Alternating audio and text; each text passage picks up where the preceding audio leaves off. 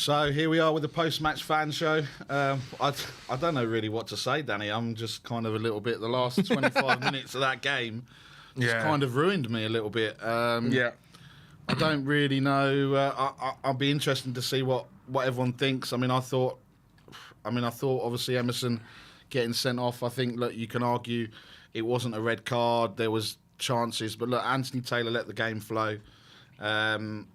And, you know, if yes, it looks bad when you slow it down, but it wasn't a kick. It was more of a stamp.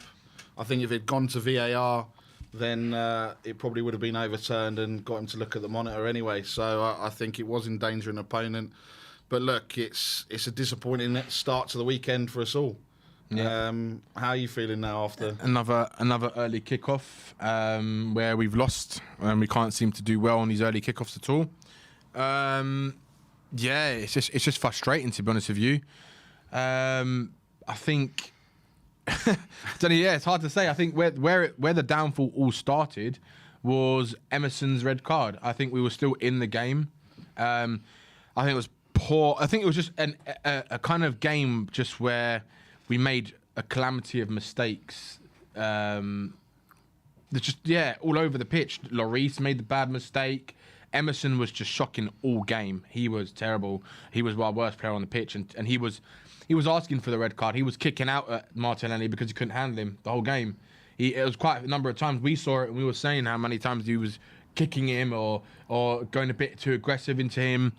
And it just doesn't look good the way he did that because it kind of went down on his Achilles, on his ankle, and onto his Achilles, and then it kind of just It's annoying because I think that do you know what's even more annoying? What's even more annoying is the fact that the team just looked like they were done after that. They didn't even look like there was any hope in them, and that's the thing that I hate the most out of today was not the fact that we had 10 men, because the 10 men you can still if you've got the desire and the mentality, you can still do something. Look what happened a couple of seasons ago when Lamela got a red card. We started playing better football when he got that red card.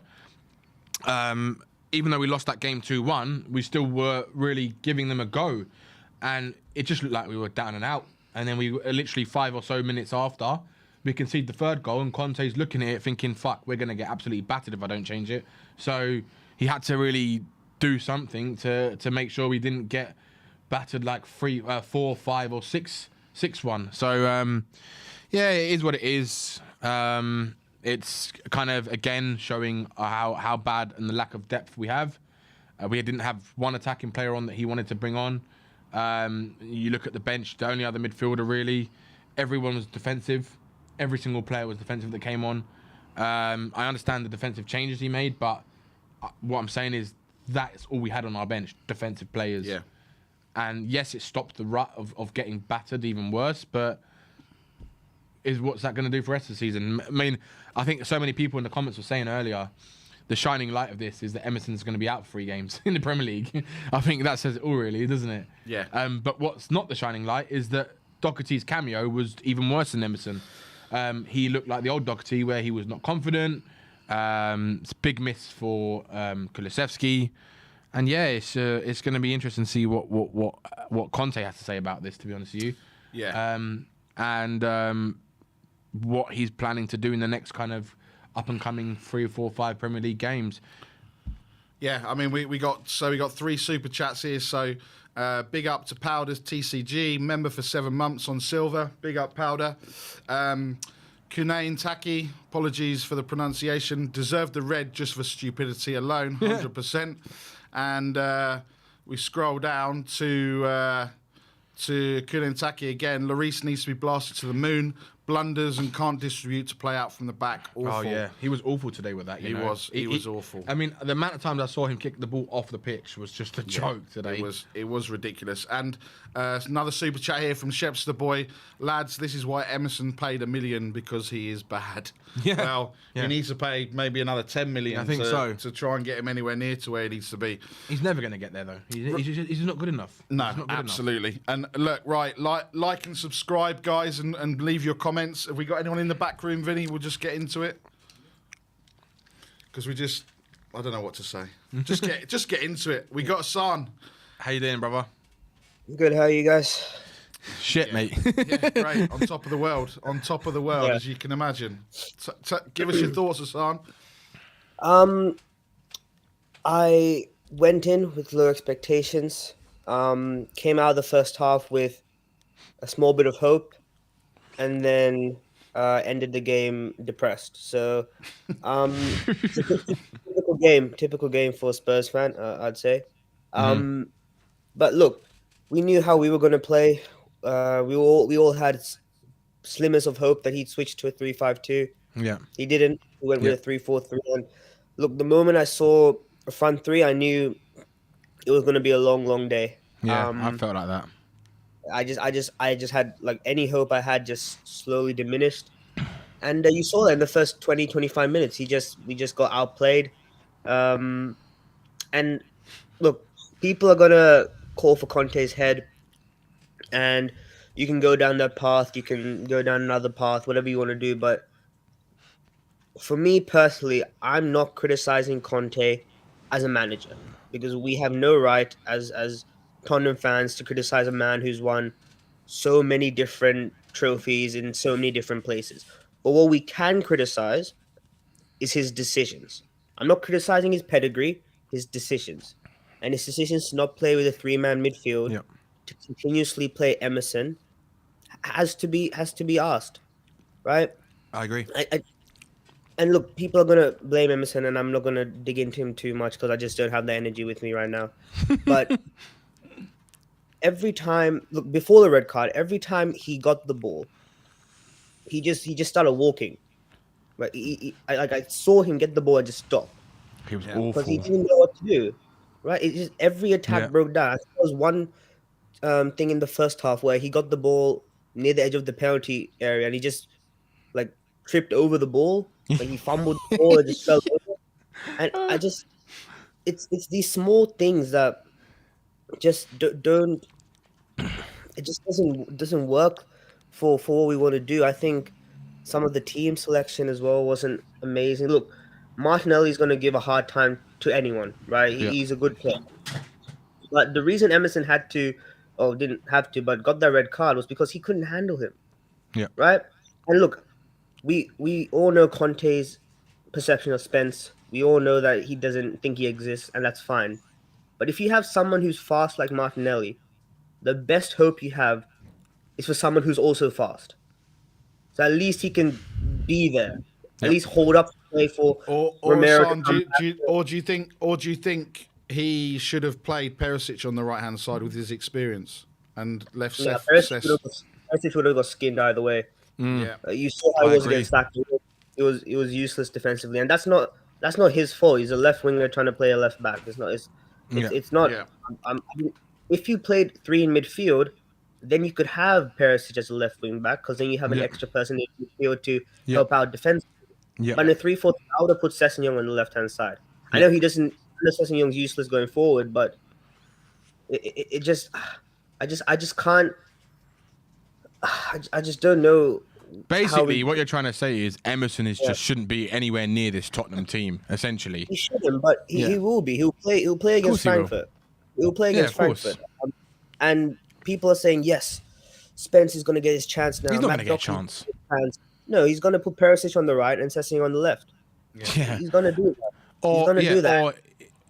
Or he might give Doherty a chance. He might give him a chance. He But might, but Based Doherty on what didn't we look saw good today, against I Geneva. hope he doesn't. yeah. I don't blame him. Look, he's had 2 international games, and that's about it. I'm not expecting him to come and set the world alight.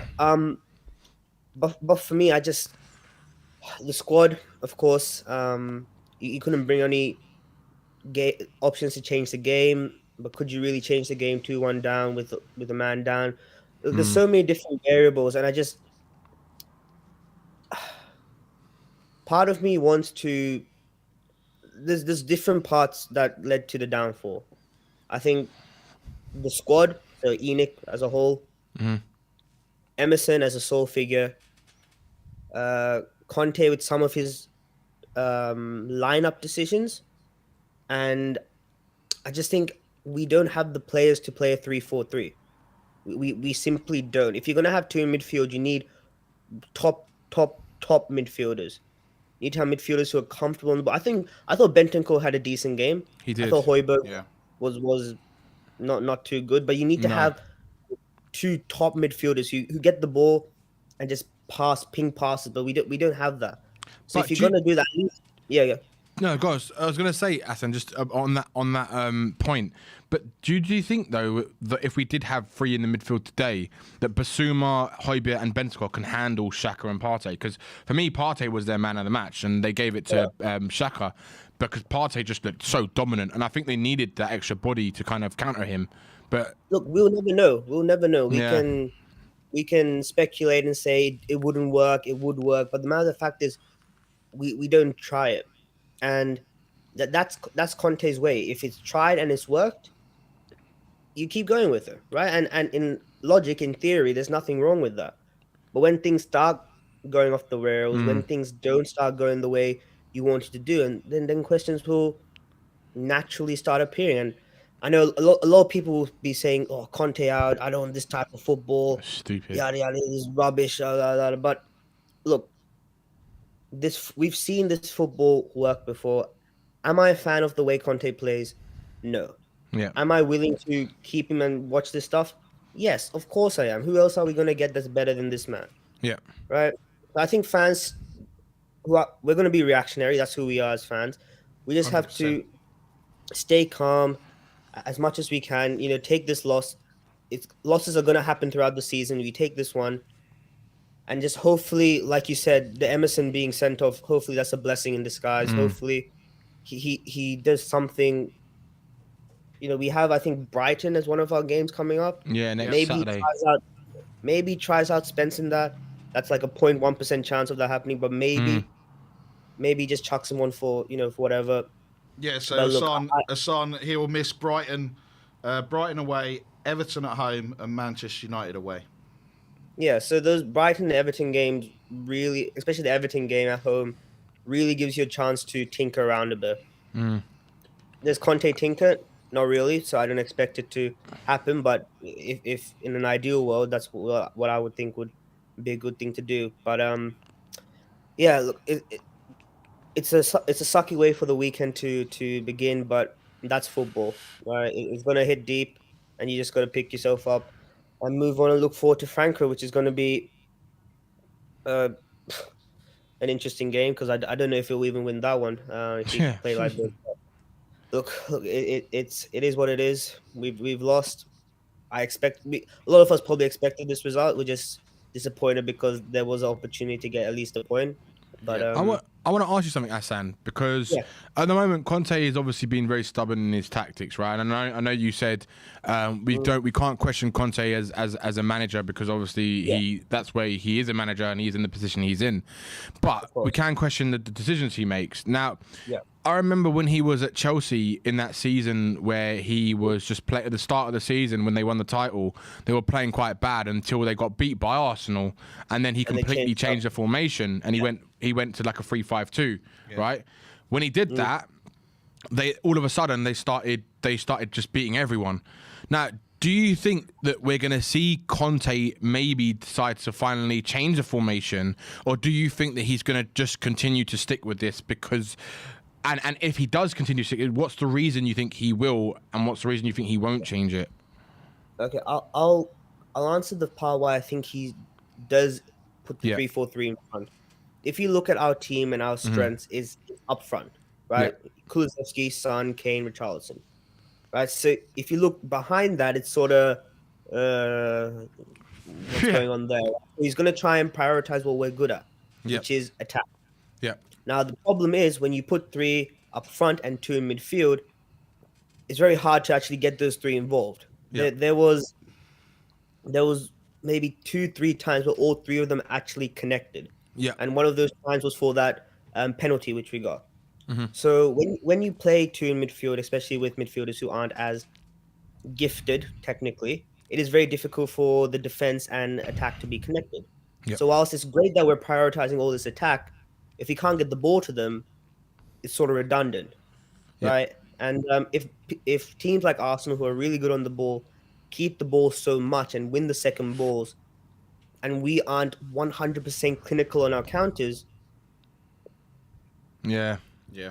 Yeah, I agree. I completely agree. And today, I think what I saw a lot of the time was we were getting pinned back quite a lot. And there was normally, you'd see most of our players, if not all of them, behind the ball at majority of times.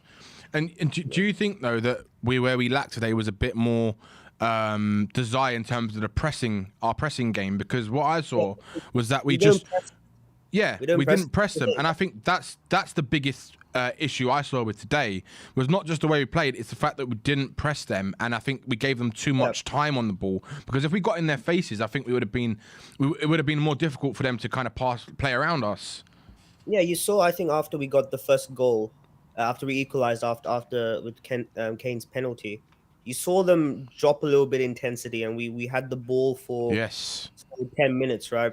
Because you got to remember that our team is still a young team, right? And they're sort of like, oh my God, we're back 1-1. Yeah. And people want us to press, people want us to do this, but we don't play like that. We just don't. That's Conte's style. That's how he has been for Chelsea, Juventus, Inter Milan. And it's just not what we wanted, right? It's not the Tottenham way, if you want to put it that way. And it's like this. And I think people have been saying this for every single game. It's great when we win, but when we lose, everyone will start pointing, oh, it's too boring, we sit too deep, we only rely on counters, it's rubbish, yada. But when we win, it's, oh, okay, the counters are nice, we're defending well, we don't concede a lot of stuff. So you flip depending on the result, right? And today we lost, so people are going to say the football's boring. At Frankfurt, if we hit them with 4 amazing lightning counters, people say, damn, look at our transition plays. So for me, the reason he doesn't switch to 3-5-2, to come back to the main point, is because he doesn't want to lose one of our forwards. For me, I think maybe you could solve that by putting Kulusevski as a wing back, so you still have him involved. But is he gonna do that? Because clearly, I don't think anymore. I never really thought that he's Emerson showing something in training that the others aren't. It's simply the others aren't showing anything in training for Conte to change. Yep. Yeah. And I hence, agree. it's the other way around. So I don't know what those two are doing, Jed Spence and Matt Doherty, to be behind this man for so long. Yeah. Like, they must be like just not showing up to training at this point. Like, I genuinely don't know what's going on to have Emerson playing that many times. But look, I know there's plenty of people who want to come on, so I'm gonna end this short. We lost, we move on, and hopefully we win the next game. That's all we can think about, and that's all we can hope. So yeah, that's all I gotta say. I agree with you, Hassan. I think that it's only 8 games into the season, right? We've got it's look where we were last season in November before Conte took over. We were in a bad position, and we're in what we're just coming into October now, so we've still got a month and a half or so before we're at the same stage where we were last season when Conte took over. So we've got time to kind of like really show what we're about. I just think he has to embed the new Basuma in quicker. I agree. Bentancur and Højbjerg, they're humans too. They're not robots, right? They're gonna get tired playing 2v3 every single game. People say, oh, Højbjerg's such a different player for Denmark. You know, why doesn't he do that for us at Tottenham? He plays in the midfield 3 for Denmark. He plays as a left in the mid. So he doesn't have to be a CDM mopping up. He can just spray passes if he wants to. Same with Bentancur. He plays right centre mid. Yeah, and that's what we need in Basuma to do that, to be that kind of central defensive midfielder. Yeah, he has to be he's a strong Hassan, look what happened against Leicester, yeah? When we were playing Leicester at home 2 weeks ago, we were getting outrun in the midfield, right? It was awful. We were so bad in the first half. And we were lucky, we were lucky to kind of go in at 2-2, to be honest with you. Whatever the score was, sorry. And then, when he changed it, Conte even said after the game, when Basuma came into that midfield 3, they just couldn't handle us. They just couldn't handle the extra man in midfield. We were all over them. And then Son, when he came on, obviously, we played the way that he likes to play, which is that running behind and kind of play on the break, and that's what we did countless times. And I think that's what he needs to try in at least one of these games coming up in the league. He's got to try a 3-man midfield, because I think if he doesn't, Yeah. If Yeah, he tries and it fails miraculously, okay, I'll put my hands in and say, exactly. you're wrong. But we'll never know that until he tries. Same with Jed Spence. Yeah. If he comes on and has a horrific game, looks useless, we start saying, "Oh my God, Emerson's better." Then, okay, Conte, you were right. You didn't want him. You didn't need him. You don't want him. Fair play. But these questions will keep being asked until we're proven otherwise. Until we I see, agree. until we see a 3-man midfield doesn't work, right? So Completely agree, man. he has to. His stubbornness is costing us a little bit. I would just Yeah. like to see him just try something. Just try Yeah. something different. If I it doesn't agree. work, so be it, right? You have to have a risk to have a reward sometimes. So Yeah. 100%, Hassan. Great call as always. Brilliant call, Hassan. Try and enjoy the rest of your weekend, and come on, you Come the best. Spurs. Come on, you Spurs. Well, Hassan, I think sums it up pretty perfectly. Let's see what mood Michael's in as he's on next. Michael, are we in a happy mood, a bad mood? Have we sworn in front of your girlfriend again, or where are we at? He's probably been going mad today. Yeah. Actually, I it wasn't so bad as one might think, but Okay. yeah, like listen, I don't want to like get everybody like down with the way they feel or whatever. I just feel a bit disappointed again. Yeah. And it's sorry, I have to mute someone in the background. Okay, sorry. Yeah, I just feel a bit disappointed just because I don't feel like the whole collective of the team was playing bad. I feel like today we were let down by individual performances of certain players. Yep. And in the first half, I think that we played. I want to say that we played to our strengths and we did what we are good at, and we did it well. I think that we created maybe not as many opportunities as Arsenal did, because of course they dominated the possession, they had more attempts on target, but in my opinion, as I said, we did what we do good, which is counter attack and create dangerous situations out of those counter attacks. But frankly speaking, I feel like our whole right side wasn't performing today, and I know that we will get onto Royale, and this game was shocking. Let's be honest. Yeah. Like I probably don't want to like describe it the way I want to, because I would get you guys demonetized for the next month. But I also think that Romero and Richarlison didn't play well this game. I think that Romero was getting skinned constantly, and to be honest, so far this season he wasn't like as good as he was last season. And I feel like I don't really want to blame Richarlison, because I know that he's versatile and he can play throughout the whole front three. But I think that right wing is his worst position. I feel like he's the best through the middle and he's good on the left side.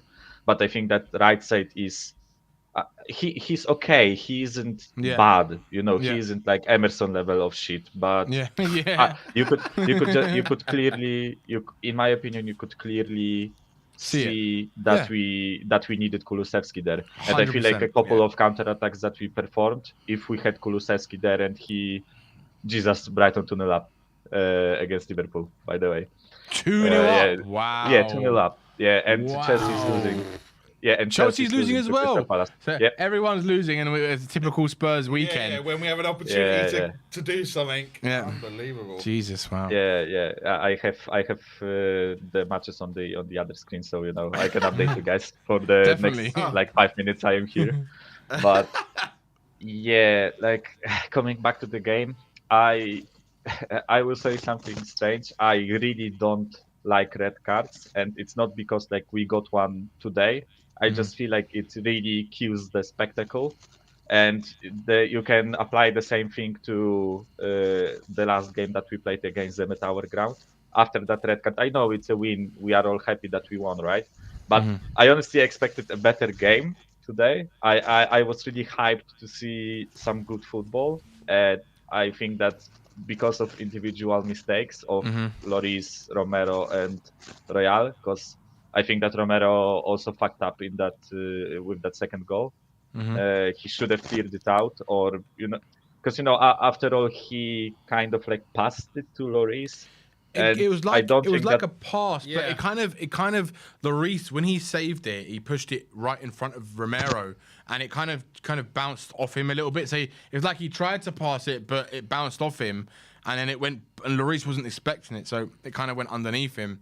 And I think I think the main culprit is definitely Lloris in it, because he should have palmed it away, not straight in front of him. Yeah, like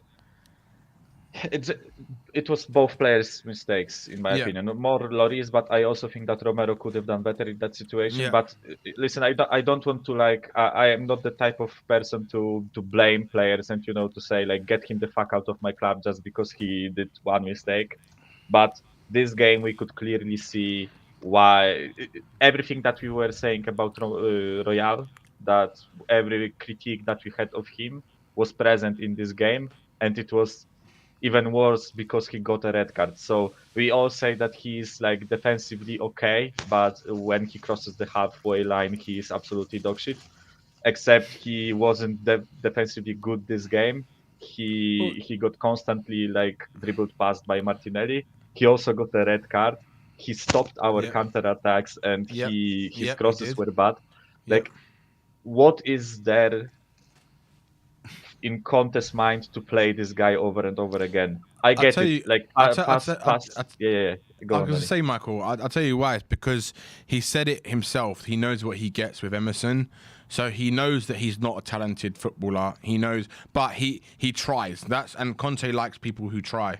Right, and I think what we see in Emerson is that you can see like what he's doing probably behind the scenes. There's an article today or yesterday about him spending £1 million to try and help him with any way possible, like with nutritionists and all this kind of all these oxygen tanks and all this kind of stuff to try and help his game to improve himself.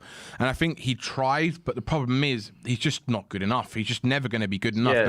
No matter how much he tries, he's always going to be that level. And the problem is, even what a funny stat is that Emerson is actually the most dribbled past player in the Spurs team this season, which tells you that defensively he's actually maybe not as good as people make out that he is, because he constantly gets dribbled past. And today you saw him, what he was doing. How many times did Martinelli have him in his back pocket? And there was a couple of occasions where he kept trying to kick him and like kick it out at him, because he knew that it was all over him, Martinelli. And then he did that stupid tackle. And rather than actually going in for a tackle, he tried to step down on him. Of course, when you look at it in slow-mo, it's kind of as if like, well, he was never getting it, so he just thought, let me try to do something, and obviously fucked up, and then cost us the game, really. What was Michael, for me, I think looking back on it now, like I think Hassan touched on as well, is that it was and you've touched on, is it was a missed opportunity. We had opportunities, even that first 20-25 minutes, we didn't look like we were in the game, but there were glimpses where that if we got in behind Arsenal, we had the opportunity to try and get something. And obviously that happened with the penalty. There was a couple of other chances when Perisic got in behind, but I think that's what's probably more disappointing. We weren't great again, but we had opportunities, and up until unfortunately we didn't come out in that second half and start well again. We were still kind of asleep, and then our heads seemed to just go down. And then obviously what happened with Emerson, it just seemed to just throw us off course. But I think that for me was, if we hadn't had the opportunities, and we didn't play well, but the opportunities were still there, and even at 2-1 we were still in the game. But after that sending off, it just kind of set the tone. Like the sending off was like such an idiotic thing to happen, in my opinion, because it was in their half. Like he could have let him just run with the ball towards his own goal. Like it was literally the worst thing that he could have done there. He could have like let him run past him. He could have done anything else, go back into shape, whatever. Just don't stamp on his Achilles or whatever, right? He stamped on it. And at first I thought that it was a bit of like Martinelli added something to it, and I know that he probably did, but you cannot do such fouls in football. Like, No. I know it wasn't as brutal as maybe some of the other like things that happened in previous matches Yeah. and that weren't given the red card for. But unfortunately, the law is the law. Yeah. If you stamp on someone's Achilles from the back, there is nothing to talk about there, right? Yeah. So, in my Michael, I opinion, want it to. was a fair. Yeah, Yeah, go yeah, on. yeah. Sorry, go on. I just wanted to say, in my opinion, it was a fair red card.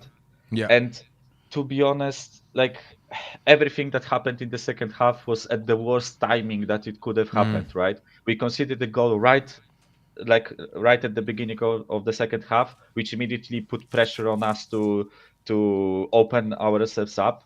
I think that we played great in the first half. We got the 1-1 draw after the first 45 Yeah. minutes, and I was happy with the performance. But unfortunately, we just shut ourselves. What else is there to say, right? Yeah. I don't think like there were previous matches where we didn't show up and you could question players' mentality and how they performed. But I don't think this game I can blame the whole team. Like No, because like I agree with that.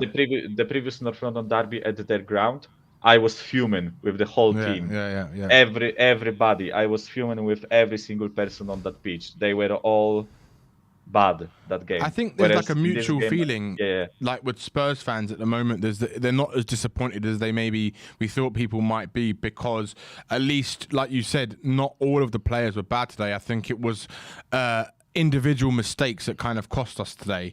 And what it kind of leads into what I wanted to ask you, which was, why do you think that the Spurs players' heads dropped as soon as Emerson went off? Because we've seen it before where,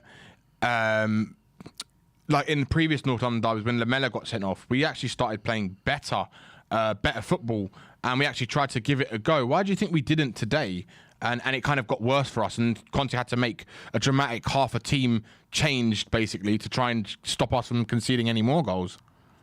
yeah, I think it was just like the sequence of events which got into our players' heads. Because Yeah. I feel like if we got the red card at 1-1, I think that that's like a better situation to manage. We've seen plenty of times teams managing 10 versus 11 to seal up the draw. Whereas in this situation, I feel like us conceding the goal fast in the second half was hard enough on players, Yeah. to be mentally stable in that situation. And then we got the red card, and I honestly, I know it's a derby and we want our players to perform at their best. We don't want them to down tools, but it's hard to like keep your head up when you are 2-1 down with 10 men at their ground. It's Yeah. a really hard place to go. It always has been for us.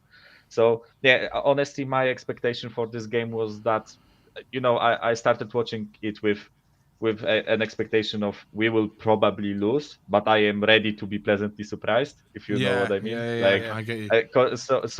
I am not necessarily like down over this game. Of course I am sad. I wanted us to win that game. Of course I did, right? But yeah, it was a shame, honestly, that red card sealed the game off. And honestly, if I didn't watch the last 30 minutes of that game, I would have saved 30 minutes of my life doing Yeah. something better probably. But yeah, in general, Royal was tragic. You could clearly see that we needed Kulusevski on the right wing. As I Yeah. said, Richarlison wasn't bad, but I feel like if Kulu was there, we would have been even leading at the halftime. And Loris and Romero weren't good defensively. I think that Dyer was okay, and I also think that Lenglet was okay. Yeah. Lenglet and Perisic handled Saka pretty well, in my Yeah. opinion. I also really like that we put a lot of pressure on Odegaard. Whenever he got the ball in the middle of the pitch, we immediately had someone on his ass, and we actually like counter-attacked them like a few times just by taking the ball off Odegaard, because he's like in this pivotal position where he's their playmaker, deep line playmaker. And Yep. if you take the ball off him, then there is only defense to get passed by. And I think that we did it well. I think that we neutralized Arsenal quite well in the first half. It's just that the unfortunate turn of events in the second half killed us. And you know, I know it's the same scoreline as last year, but I think that this performance was way better, if you can call it that. You know, the performance was bad because we lost, of course, but it was way better than that shit, absolute dross that we saw last year at their ground. So Yeah. yeah, like I think that's what I wanted to convey today. I am couldn't- sad, but I'm not like turbo down over it. I don't think that our season is over or whatever, right? Can you take any positives from today? Royale not playing for the next 3 games. That's, Yeah, everyone is saying it. We're going to Everyone is ask saying everyone it. the same question. And they're gonna have the And same they're answer. answer. Yeah, it's true. like I am honestly also not confident in Doherty starting, and No way. I just know that Spence would get a look Yep. in, which honestly kills me. Yep.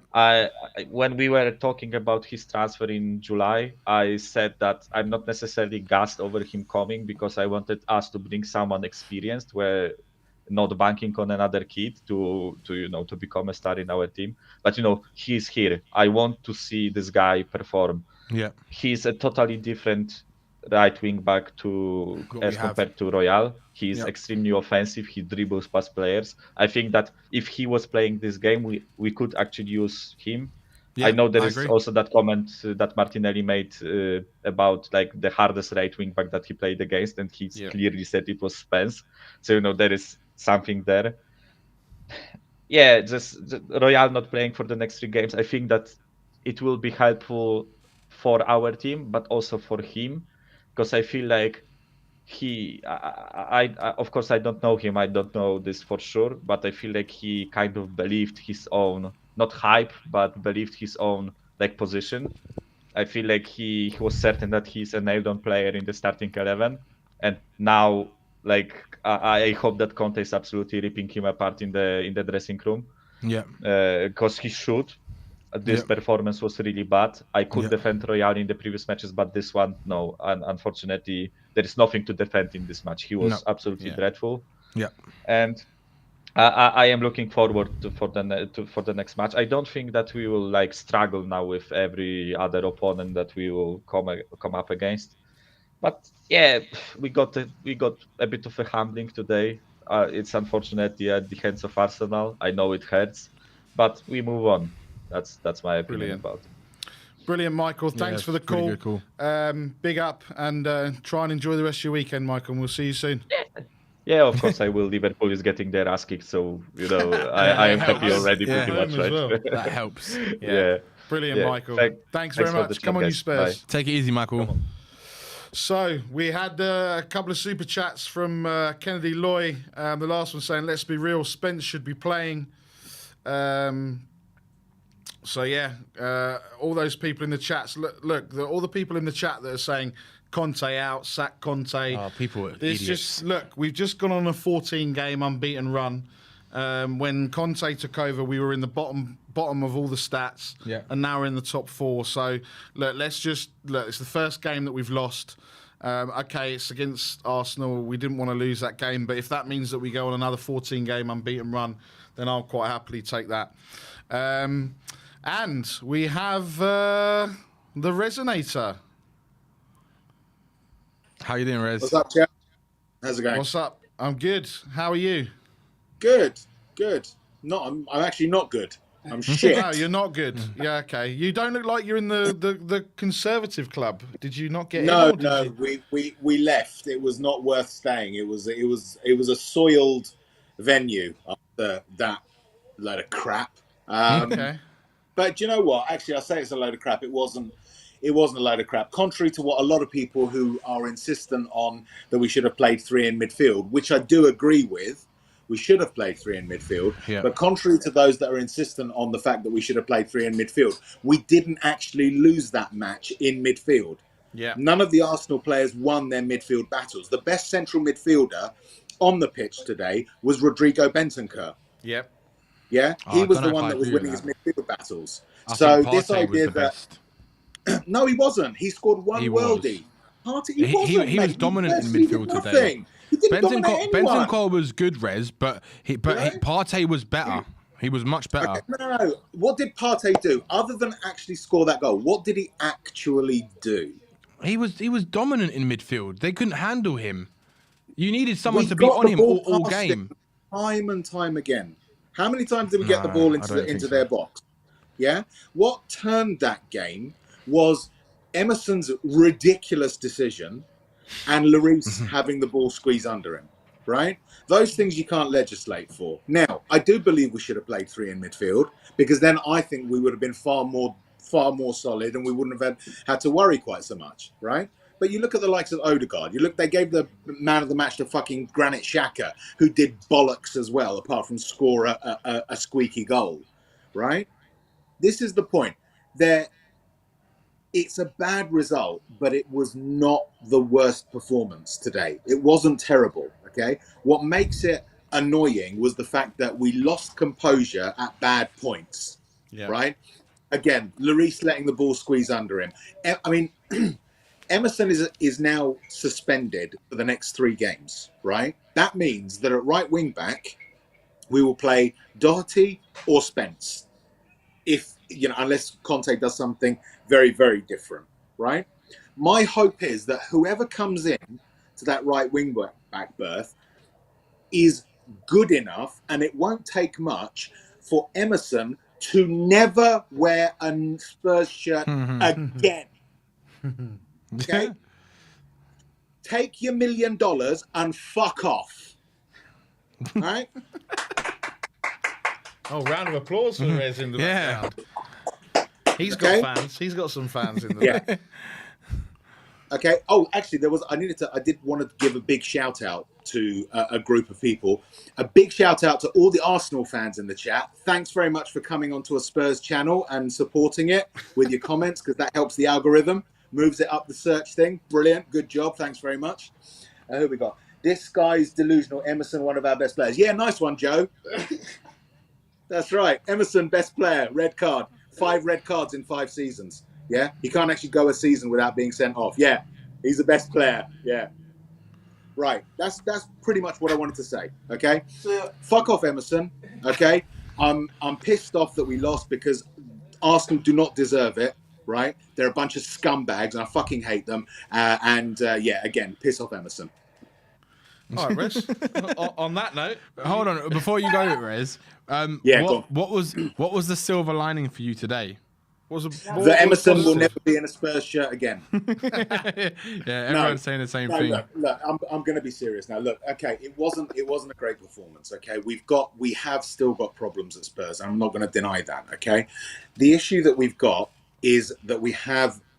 I don't know how many times we have to keep saying this. Okay, you watch Conte's system at Chelsea, at Inter, at Juve. It's not this, wank fest, free-flowing attacking football, which everyone seems to be obsessed with, right? Which has won us fuck all in the last 25 years, yeah? But when it works, it is exciting, okay? It is easy on the eye. It's not that tiki-taka or Poch-esque football, but it still works, yeah? Our obsession with the idea that we have to play that type of football, and that type of football is the only thing that matters, is, in my view, deluded. Okay? The key to football is winning. Yeah?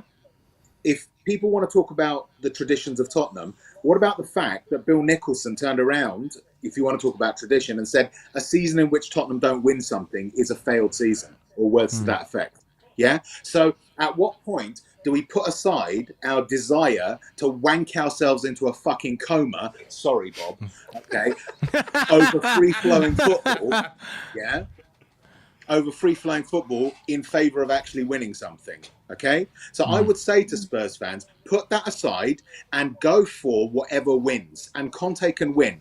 The reason that Conte is not winning convincingly right now is because we had a transfer window in which, instead of going after a decent right wing back, we went out and bought Jed Spence. No disrespect to Jed Spence. He might be a great right wing back. He might end up being a great right wing back, but he's not proven, and he hasn't proven it yet. And he's not who Conte wanted. Okay. We should have addressed that. But again, we dicked around and pissed around and didn't do things properly. Yeah. He can't play 3 in the middle. He can't play 3 men in the midfield because he's only got 4 to choose from. Yeah. if one of them gets injured, he's got 3 to choose from, and they're the default 3. What happens if then one of those gets injured as well? Yeah. What's the problem now? We play 3 up front. We've only got 4 attackers, or let's count more, or we've got 5. Well, 2 Rez, of them are injured. look what happened today. We didn't have any attackers on the bench apart from Brian Hill, who he doesn't really want in the squad. Who doesn't really want either, okay? Yeah. This is the problem, okay? There are people out there in the sort of WhatsApp groups, on the chat and stuff saying, wake up, Tottenham fans, Arsenal are better than us. Yeah, perhaps. But wake up, the Spurs fans, and actually lay the blame for the problems at Spurs at the door of that person who is responsible. He's bald, he's short, he's a twat, and his name is Daniel Levy. Wow. Yeah, you're not short, I love it. Bob. You're fine. Love You're it. quite tall. Bob thought I was talking about what does Bob think about Glenn, this? Glenn's quite short, but luckily he's not called Daniel Levy. What does everyone else think about it today? What does Ben think about it today? What do you reckon, Ben? Here. Oh, God. Yeah, it was a bit of a shit show, wasn't it? It really was, mate. It really was. At the end of the day, again, there's been a lack of investment in this Tottenham team for the last 4 years. A massive investment. And how do you expect a manager who took over halfway through of last season to really build a team that's destined to win something when he's not been given the tools to do the job? Yeah. We needed 3 players in this transfer window. And a midfielder to break stuff. We needed a right wing back and we needed a centre back. Like an actual centre back, not Kim's favourite player, Eric Dyer. We needed those 3 players. How many of those players did we buy? Did we buy a centre back? No. Did we buy a right wing back? No. Did we buy an attacking midfielder? No. No, Ben, we had an amazing window, apparently. We had an amazing window, apparently, yeah. Apparently, this is an 8 out of 10 transfer window. No. Apparently, it's an 8 out of 10 transfer window. To jump in as well, I also take issue with people giving marks out of 10 for the transfer window. I've said it before. A transfer window either equips you for the campaign up until the next transfer window or it doesn't. So it's either a pass or a fail. Yeah? We're not equipped to get to January fully. So it's a failure. Not 1 out of 10, not 5 out of 10, not 10 out of 10. It's 1 or 0. Yeah, well, and it's because Rez, we don't have the depth. Like today, we showed it. What happens if on Tuesday night, right? Son gets injured. What happens then? We're fucked. Yeah. We're literally fucked. We've got no other options. What happens if Romero gets injured? We're gonna have to rely on Davinson Sanchez to fucking be our right-sided back. And then we've got Tanganga left, who's an injury-prone player as well as our last centre back. Exactly. And this is the problem. This is the problem. There are people out there. There are people out there who have this fetish for wanting to hang this on Conte because he doesn't play a style of football that they enjoy. I'm sorry. Get over that. Yeah. He is the best. I would challenge people who want Conte out, who are questioning his. Who else are you going to get? Yeah. Who else is going to take over? Yeah. You want Pochettino back? Do you want Pochettino back, who didn't have the strength, not in terms of his person, but because he didn't have the reputation, he didn't have the clout as a manager to turn around to Levy and say, no, I want this. You want Pochettino back so he gets fucked over again? Yeah. Anyone who says Conte out, in my opinion, I don't care what anyone thinks, are all deluded, right? Because, like you said, Rez, no one else is going to come into this club and do what Conte can do with the fucking shit that we have in our club, right? Let's be honest. Absolutely. He's actually done. Let's be honest. He overachieved last season, getting top 4 of the dross that we had, and that's the truth. That is the absolute truth. He overachieved. No, there was no target set to go and get into the top 4 when Conte came into this club. He just did better than what was expected of him. He was expected just to get as high as possible so we could go into the window and try and get the players we wanted to get. And even that, being in the top 4, we still didn't get what we needed to get. I was saying to Nick earlier that I just hope we can manage to get to January without any serious injuries, because today we lacked Kulusevski, right? And we lacked and it was a big disappointment that he didn't start, because this game, the way the game was going in the first half, it was crying out for someone like Kulusevski. And it's like if we get another injury to one of our front 3 right now, because that's all we've got, Yep. we're pretty fucked. In What my are we going to opinion. do? I mean, the thing is that okay, you can then people say, well, play a 3-5-2. Okay, so you play a 3-5-2 with your 4 central midfielders. Yeah. 3 of them are on the pitch, and then 1 of them gets injured again. Yeah. And then you've still got. We are due to play, I believe, if I've got this right, it's 13 games in the next 46 days. Yeah, it's crazy. Exactly how are we going to manage these 13 games with the squad that we've got? Yeah.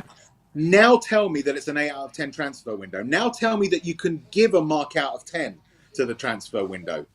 Yeah. We've got to wake up, and we've got to stand up and say enough is enough. Okay. Yes, we've got Conte in. Yes, we've got Paratici, who is allegedly fixing the culture. But we've not seen any evidence of that. We thought we saw it at the beginning of the transfer, but it turned out to be an illusion. Enough with the illusions. Enough with this. Identify the problem and do whatever you can. You owe it to your club. That's what loyalty as a fan is supposed to be about. You're supposed to support your club. Part of supporting your club is to turn around and say this is not good enough to the right people. And the right people in this situation to say it to is the board. We have to be more demanding. Yeah. And a lot of people say, oh, it's just because you lost to Arsenal. No, I've been talking about this since the beginning of the season because we've still got a squad that is thin, is brittle. Yes, we've been getting results, and that's a positive. Look, we're still high up the table. But again, that's Conte overachieving. Imagine what he could do with actual quality in every department of the squad. We wouldn't be trying to draw positives about the fact that we're high up the table. We might potentially be celebrating being at the top or near the top of the table, like the scum are right now. Yeah. I mean, do you think though, Rez? Do you think that Arsenal will be able to keep this up? Because let's be honest, they've had 1 week where they've had 2 games in a week, and they've managed it in that 1 week, but they haven't consistently yet. Apart from it's going to come now, where they're going to start playing 2 games a week now, and sometimes even 3. Do you think they're going to be able to handle it? Because they're again in a similar situation where they're quite light in their squad. Yeah, they're not going to be able to do that. No, right? No. And I was saying it. It was sort of like, when you're, there were all the Arsenal fans celebrating and stuff. It's like, let's see how much you're celebrating when you lose to dog shit peasant farmers United out in Kyrgyzstan. In your Europa League bullshit, right? Them having to go out there, come back because Europe is on again this season. Having to rotate their very thin squad. Yeah, it's going to take their toll, but we're not in much better of a position. The difference is that they've got a manager who is inexperienced, who has, who lacks nous. He's still not had the edges knocked off. We've got a manager who's been there, done that. Give him the bloody tools, okay? And we can turn this ragged, brittle squad into something that can compete for something, right? Yeah. That is the key to it for me. But also the positive as well, Rez, right, is that some people have said it in the chat. Arsenal haven't beaten a top team yet because let's be honest, we're not a top team. Yeah. And if anyone thinks we're a top team, they're deluded because we really ain't. Not. So, and the only you could say, I mean, Man United is a top team in their right in terms of their history and what they've got to spend, and they've got the spending power and all this kind of stuff. So in that sense, they are a top team for that respect. So they lost to them. You look at Man United.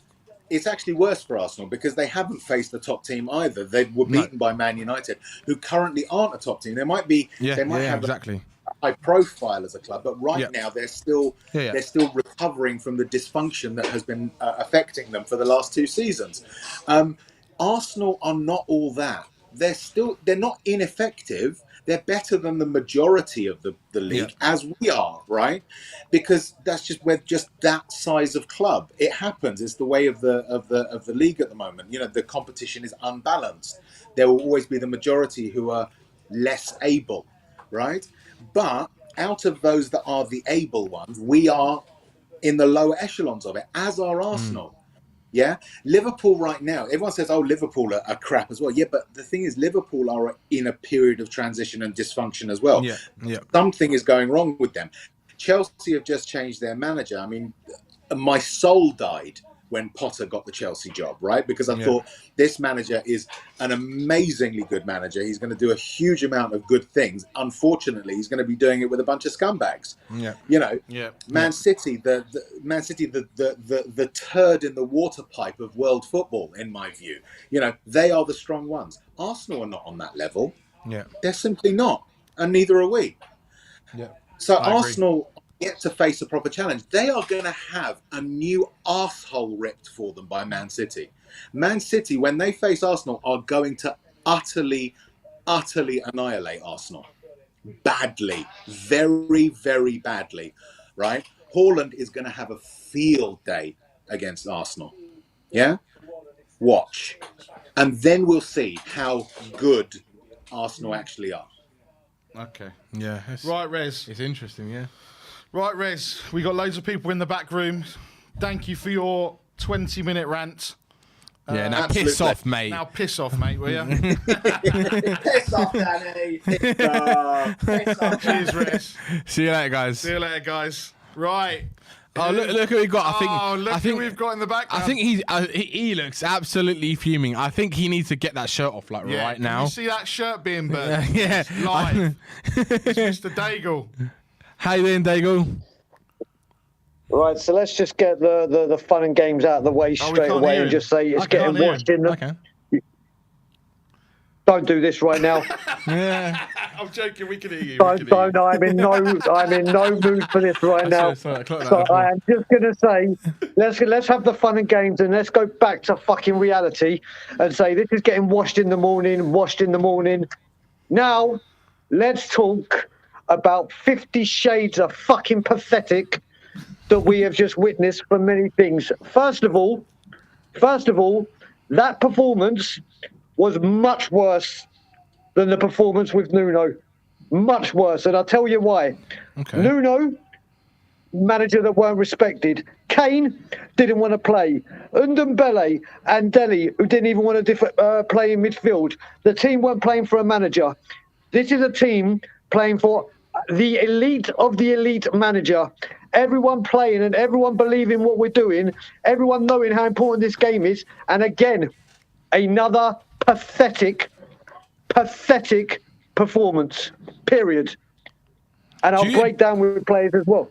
Go on, because I was thinking that last season was probably a lot worse because what I saw today was I don't think it was a bad performance in terms of the way the whole team, because I think some of the players on the team played all right today. It's just there was a lot of individual mistakes that cost us today, and I think the biggest mistake was the red card because Emerson was shit the whole game. And then that red card kind of summed up his day today. And as soon as that happened, what I saw today was the players' heads, and I know Michael was touched on it earlier on that it's very hard to come back from when you're 2-1 down already. You get a red card, and then 5 minutes later you go and get and you concede another goal. But what it was for me was that it was just their heads kind of completely dropped, and it was only when Conte kind of completely changed half the squad where he brought on more defensive players to kind of try and stop the rut basically. And what I saw was. It was more like, it was just individual mistakes, and there was a few players in there today like had decent gains, but again, it was kind of similar performance we've had all season really, where you've had periods in the game where we've shown what we can do or the sort of opportunities that we can create, but we just didn't do it again, and that's what I think for me was the biggest problem. Okay, so Danny, let's break this down. First of all, I'm bringing the word Spursy back, but not for the result. Only what is very Spursy is the week that it comes out that Emerson has spent close to £1 million on equipment to improve himself. He does that. The worst game, yeah.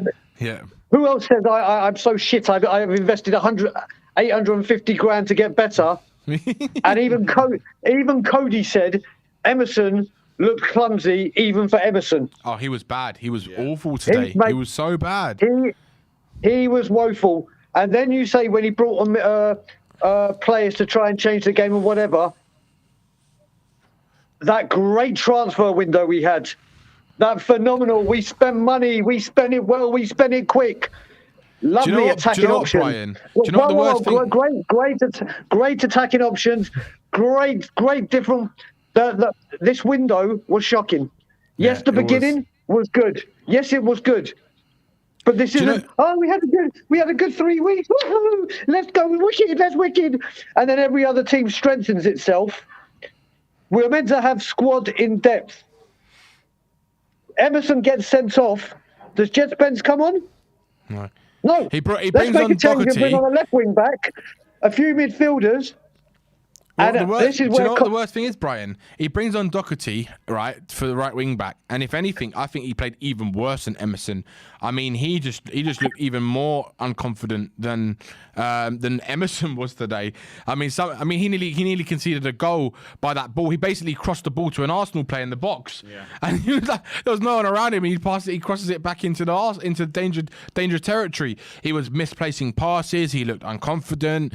I mean, I don't know what the fuck he's got on his chin as well. I don't know what the hell that was. I mean, honestly, it's just it was a joke. And if that's who Conte's going to pick for the next 3 games, I'm worried, man, in the Premier League. Well, no, you got to look at this as well. Listen, like Hassan said at the beginning, I don't doubt Conte in one bit. He is the most incredible manager we're ever going to have the grace to see at the peak of his powers. But he has to be taken into account for his absolute stubbornness and arrogance to just keep thinking 3-4-3, 3-4-3, 3-4-3. He can't keep doing this. He cannot keep doing this. This game was calling for 3-5-2. We're all saying it, all the fans during the week.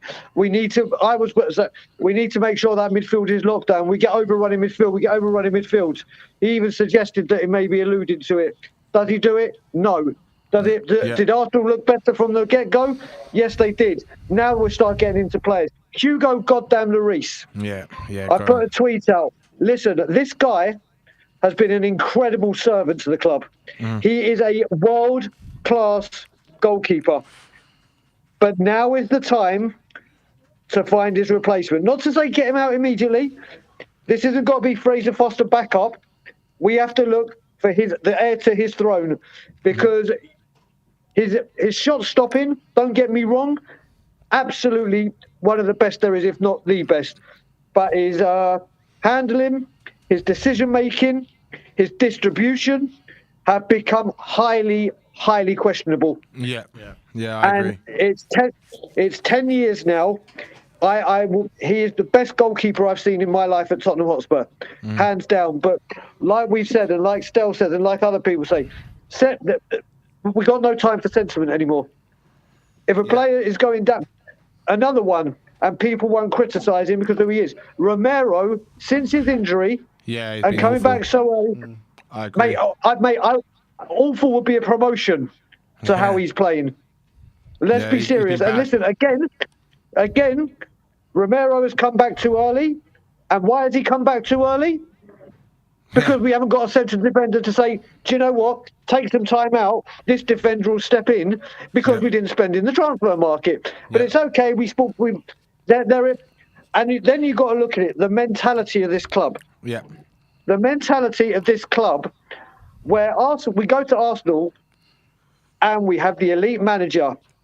We have these players, and these players, a lot of them, been there for a long, long time. Can they get the job done? No.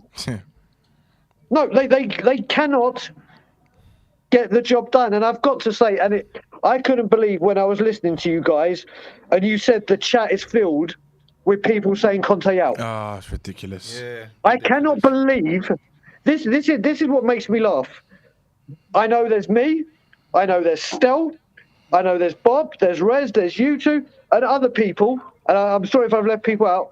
That call it as it is the whole time. Whether people think we're right or think we're wrong, leave you out. Why do we say that? I can go through all the reasons, but I cannot be asked to fucking get myself wound up. Antonio Conte is at this football club. One of the most elite managers in world football, not like Mourinho going down in his powers, at the peak of his powers, that absolutely smashes leagues wherever he goes. Yep. And one defeat and one because we're not playing the correct style of football that everyone wants to see. Conte out. He's been here less than a year, but you won't say Levy out for a guy that's been here for 22 years. Yeah. One trophy, countless amount of lies, fucking about with transfer markets, letting star players go and not replacing them, but you can't say Levy out.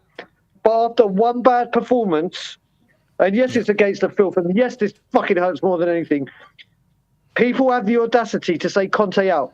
Stupid, So those people that are Conte out, people always say to us, well, if not Levy, who? And I say, it's not my responsibility to go find the chairman. That's not part of being a fan. You want Conte out. Any manager in the world that came after Conte is a downgrade. Yeah, 100%. And this is what it just literally blows my mind. And like I said, this performance, Nick, it's horrific. Yeah, I agree, Brian. It is. It wasn't great today. Was there any positives, Brian? Yeah, the fact that there was only 3 minutes of injury time. I can't bother to keep saying. I can't bother for everyone to say Emerson. Listen, do you know what? And I still stand by. This was worse than the Nuno performance because, like I said, half the team weren't playing for a manager. Harry Kane didn't even want to be there. Yeah. Played one man in midfield because Dele and Undum did whatever they wanted. This was a so-called team that were unbeaten, and if I hear anyone say maybe that's the wake-up call that they need, now we do it. Well, didn't we have that after Sporting? Mura, no. Sport, like every time we lose a game, maybe that's the wake-up call. No, the wake-up call is wake up.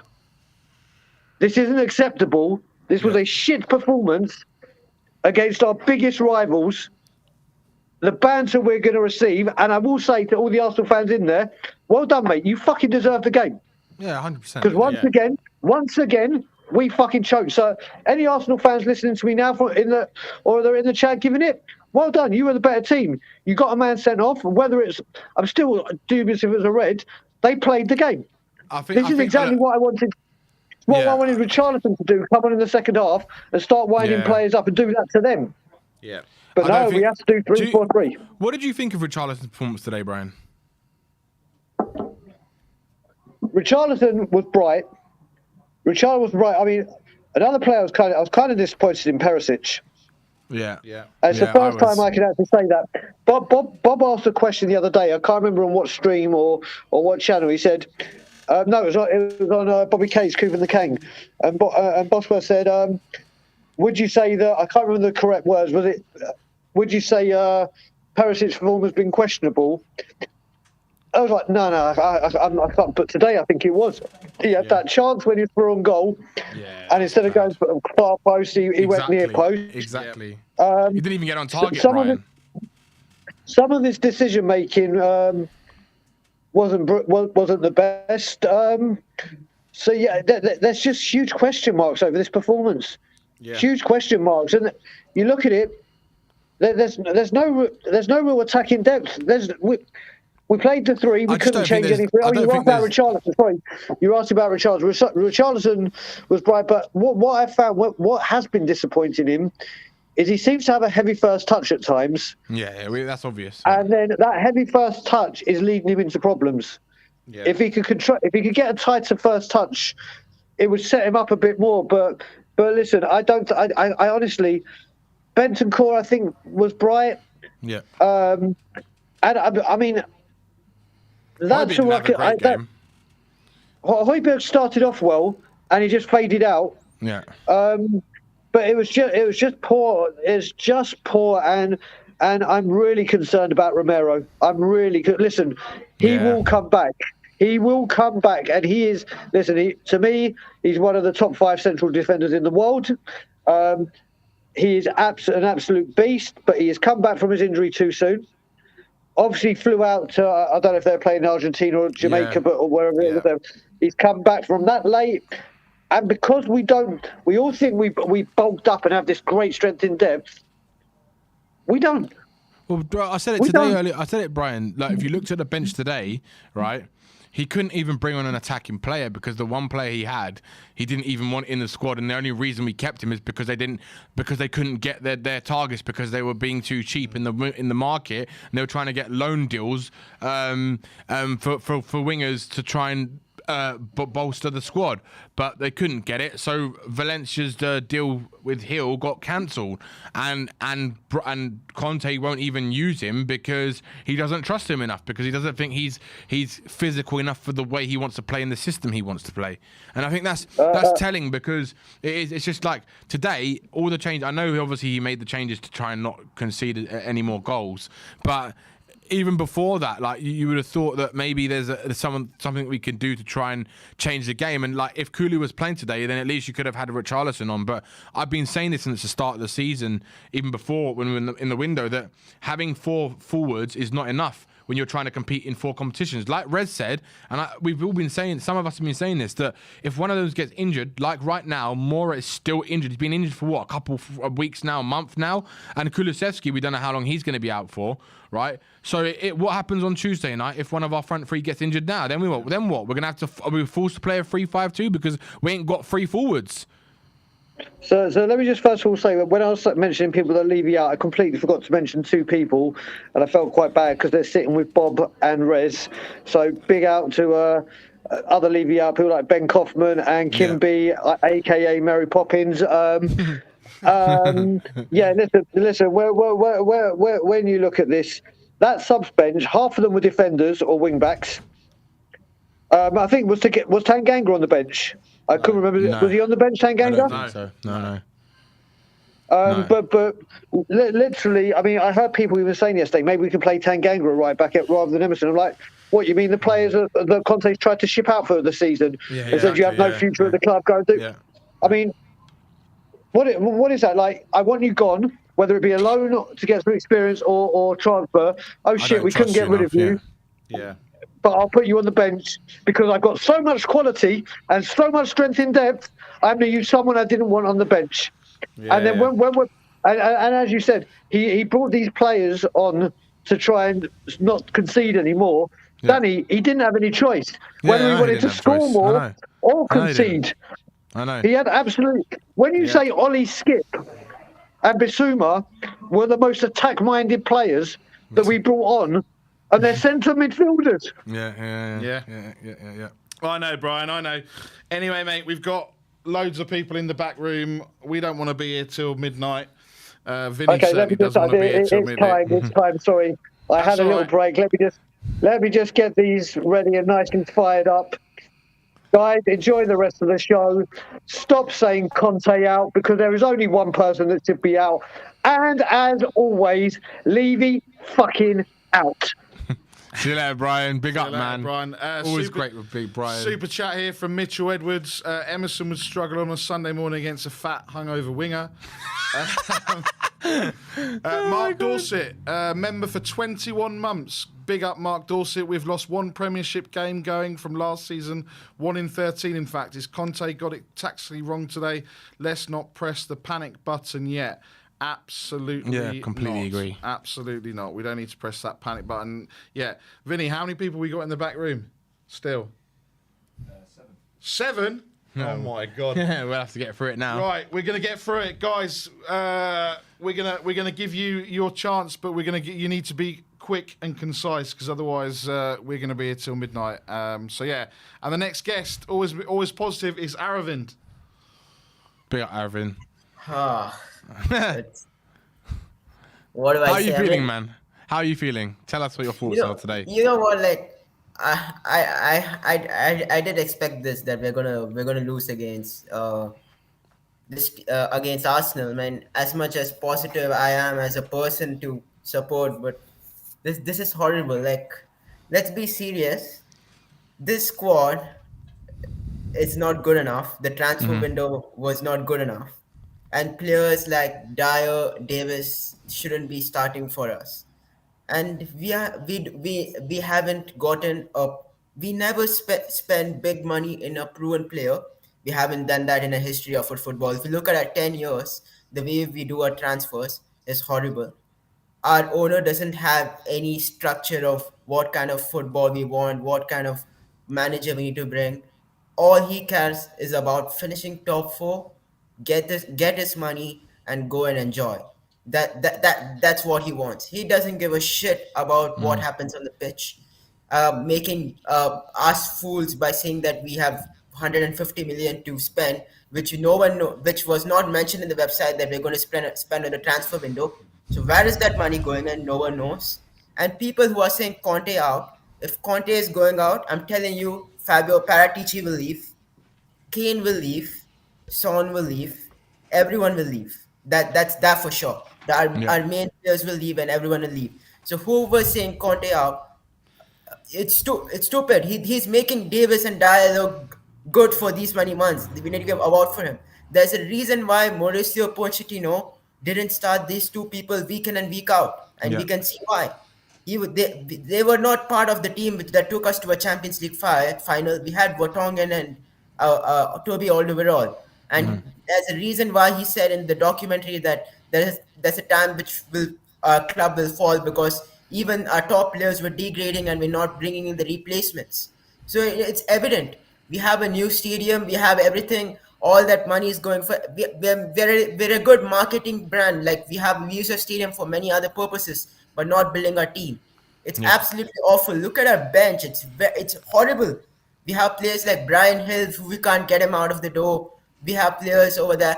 I seriously want Conte to more than be okay. You can be, and the reason people are saying that why don't you play 3-5-2? Why don't you play Spence? He's telling to the board, look, this is my team. You better fucking get my players, or I'm fucking going out of this club. Yeah. Yeah. That's Do you what know his what?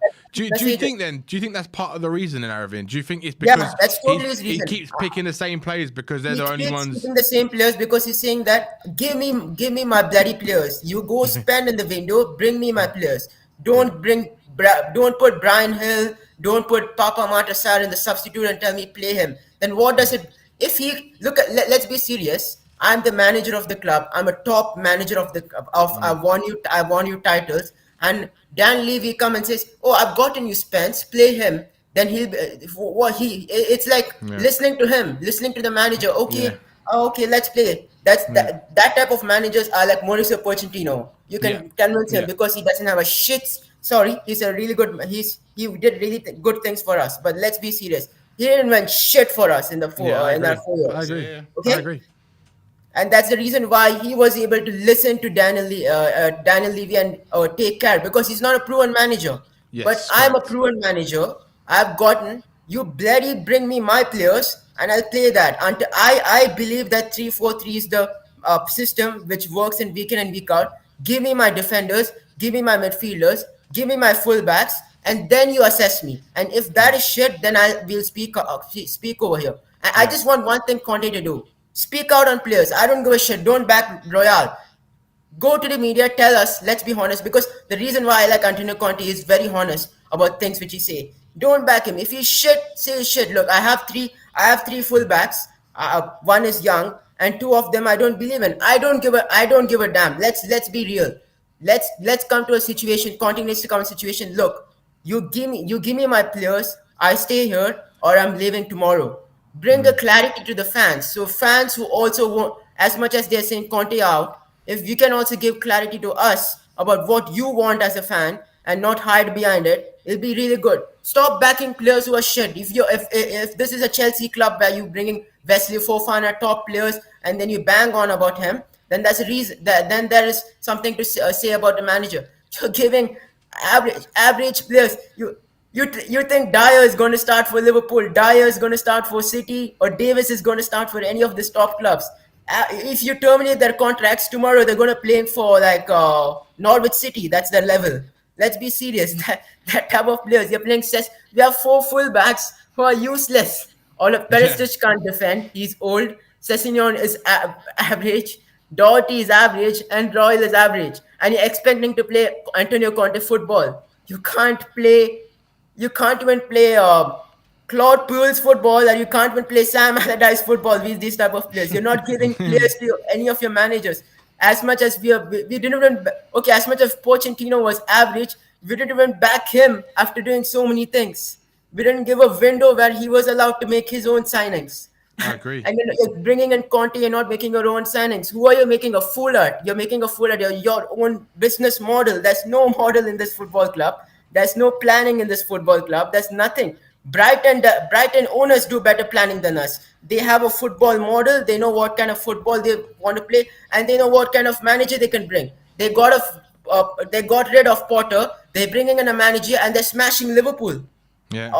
in Anfield. They have a plan. What is our plan? What is our system? And I'm telling you, this manager is a liar. First point, he's a fraud, and he's just bringing in. He's really good. He's a really good a businessman on how to make Spurs as a marketing club, how to bring them as a top club by not involving in football things and bringing other things. That's what Levy is good at. He doesn't know A to Z about football and involves a lot of decisions, and that's the main reason. And that's why we are falling. And sorry to say, this is a loss. But what is the ambition? So or every season we're going to keep on saying top four, top four, top four, not back the manager. Top four, top four, top four, don't back the manager. Top four. That's what is happening. The glory days will only come if this ownership leaves this football club. That's the best day which I will celebrate the most. Until that, this is going to be the shit. And I'm not expecting anything from this season. I never expect anything from Spurs under Daniel Levy. I support this club because a few players of the managers have been, and I still support them. But there's no expectation. And I'm not angry that we lost to Arsenal, because we're a shit club. We have shit players.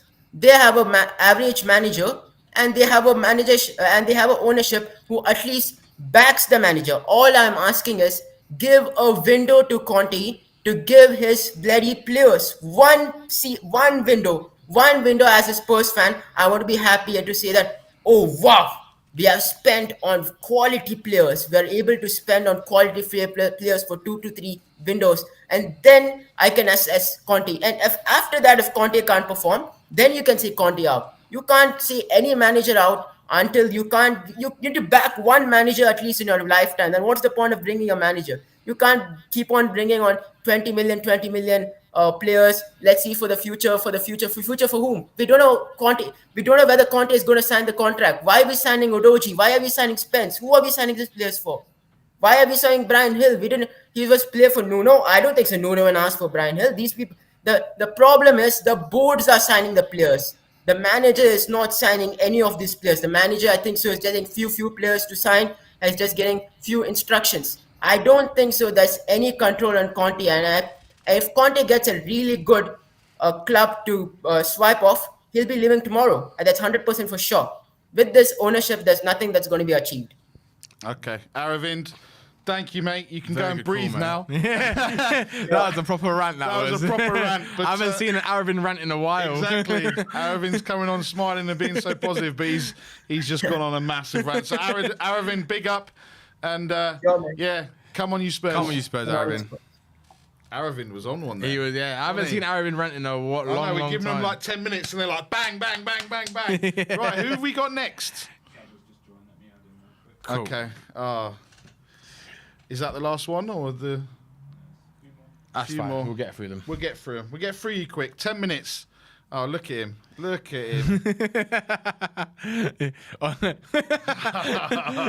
He's still on his honeymoon. He's as still well, on his isn't he? honeymoon as well, This is isn't how he? much it's upset him. He wants to get on and have his say. Yeah.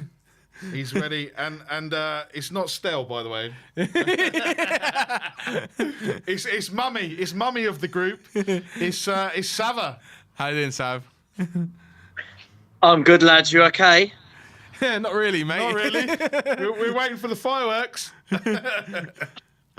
Mate, I don't think there is any fireworks. Look, I don't know why people are sorry if there's a bit of a lag. But I don't know why people are surprised. The football has been shocking all season. Yeah. We haven't beaten a single decent team. Everyone we've beaten other than Fulham has been in the bottom 7 of the Premier League. We got away with it against Chelsea. We were disgraceful. Yeah. We were disgraceful against Sporting and got beaten. We were poor against West Ham and scraped a draw. And today, a superior team, whether we like it or not, a superior team taught us how to play football. And it's deserved. There's no rant. It is what it is. Yeah, I agree. It is deserved. What positives do you think you can take from this game today, Sav? Any positives? Nothing. No, mate, because no one played well. I mean, first of all, someone needs to teach Hong-Min's son how to pass a football because his passing is absolutely awful. I think Romero again. I keep seeing people getting excited. He's world class. He's this awful again, like he was at Fulham. Emerson Royal is one of the worst footballers I've ever seen in a Spurs shirt. Yep. I think Eric Dyer again showed if you get him behind him, he is dreadful. Look, it is what it is. He went with two in midfield. We were completely dominated. Stell was completely 100% right. You won't hear me saying that a lot.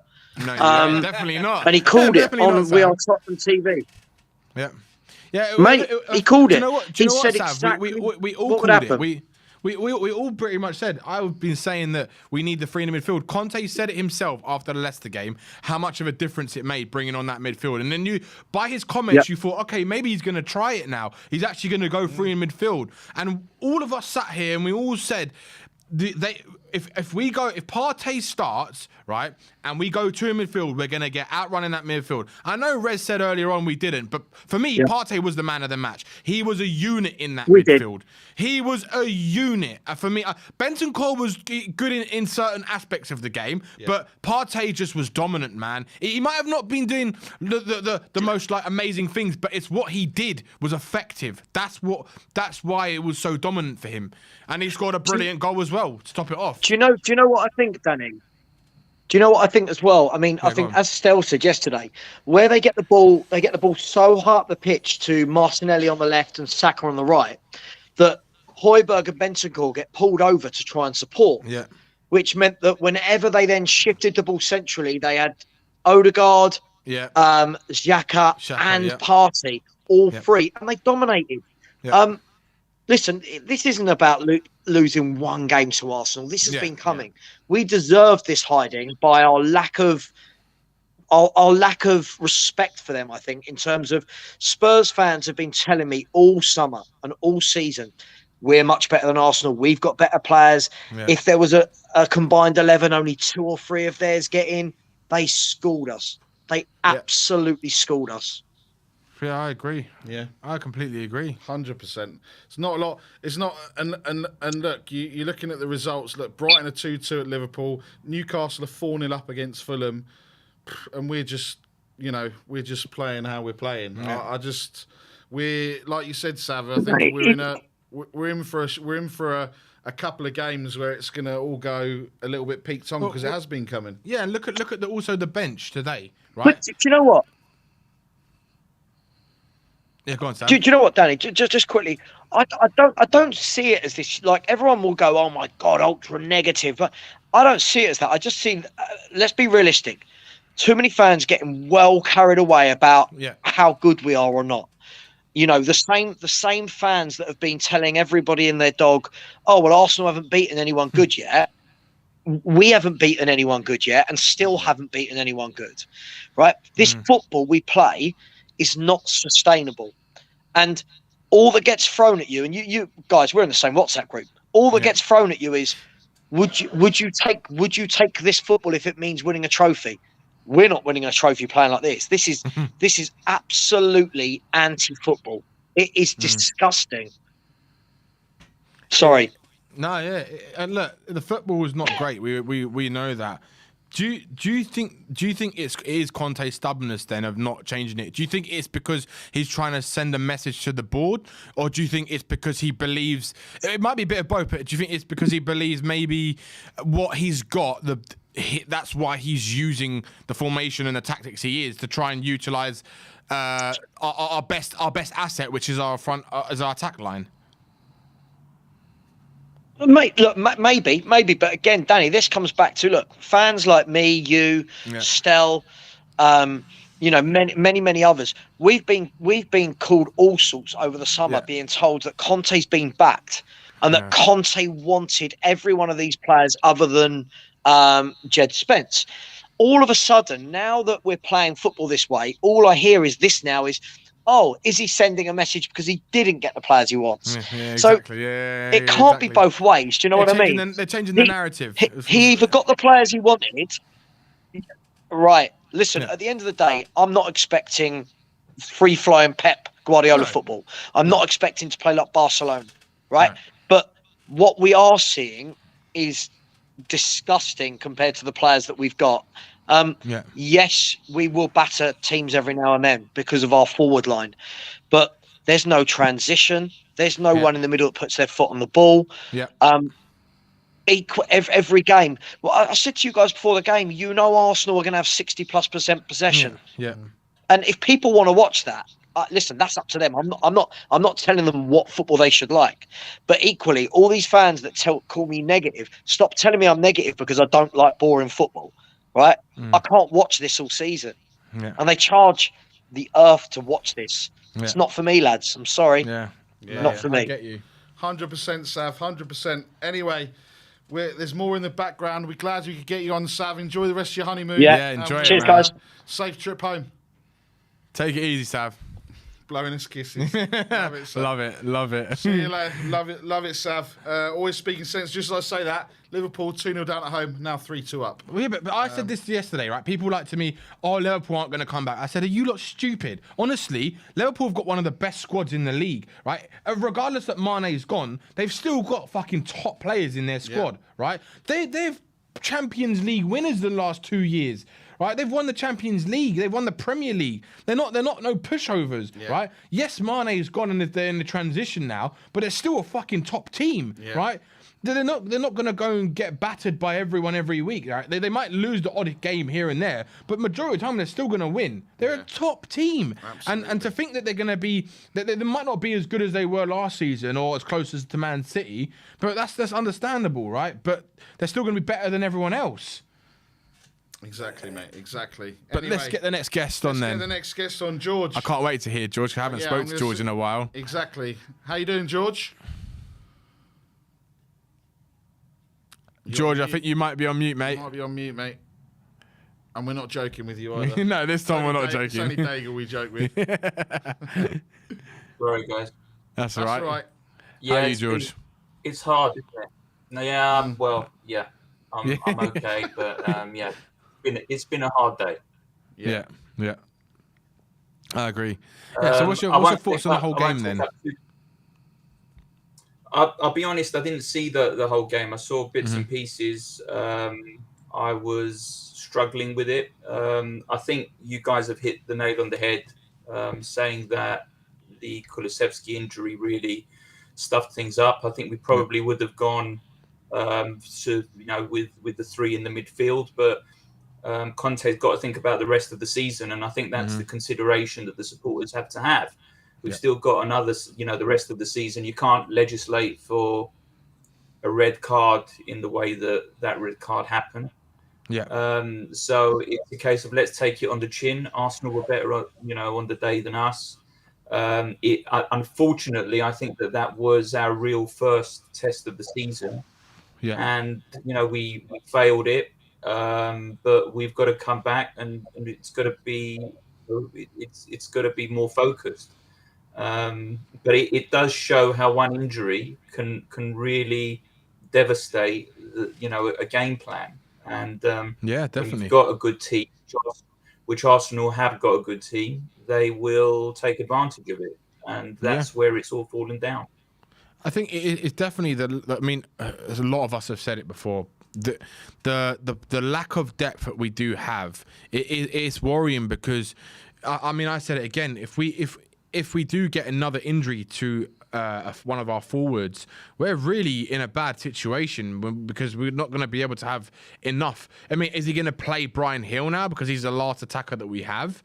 Do you know what I mean?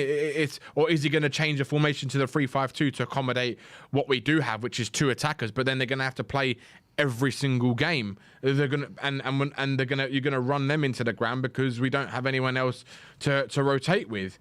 Is that not a concern for you as well, George?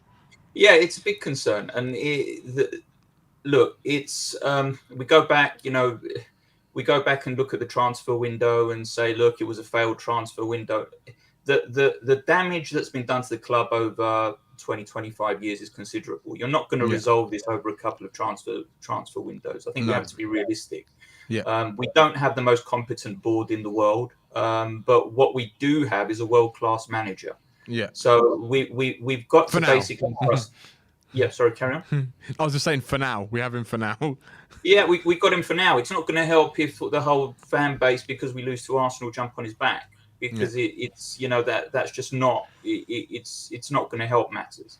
So we either trust him and we as the fan base and supporters back him, which means that the board will have to back him, because they know that if Conte walks, then there is going to be total carnage. But it won't help if we are arguing amongst each other as to whether Conte is going to make the right decisions or not the right decisions. We've got to look at this as a season. We've got to look at this. We're the fans. We're passionate. We want to beat Arsenal every day of the week, 4-5-6-0. We have not had that pedigree over the past 20 years. It is something that you entrench in your psyche. It's not something that is going to happen just because you go out and buy 2-3 players. It's something that is retained. Now, what would have happened if we had played the three? Let's say we put Basuma in there. Let's say we get an injury to Højbjerg. Let's say we then get an injury to Bentancur. Let's say we get an injury to Basuma. What happens after that? We've still got a multitude of games that we've got to play. We're recalling Harry Winks from his loan at Sampdoria. That's what's happening, George.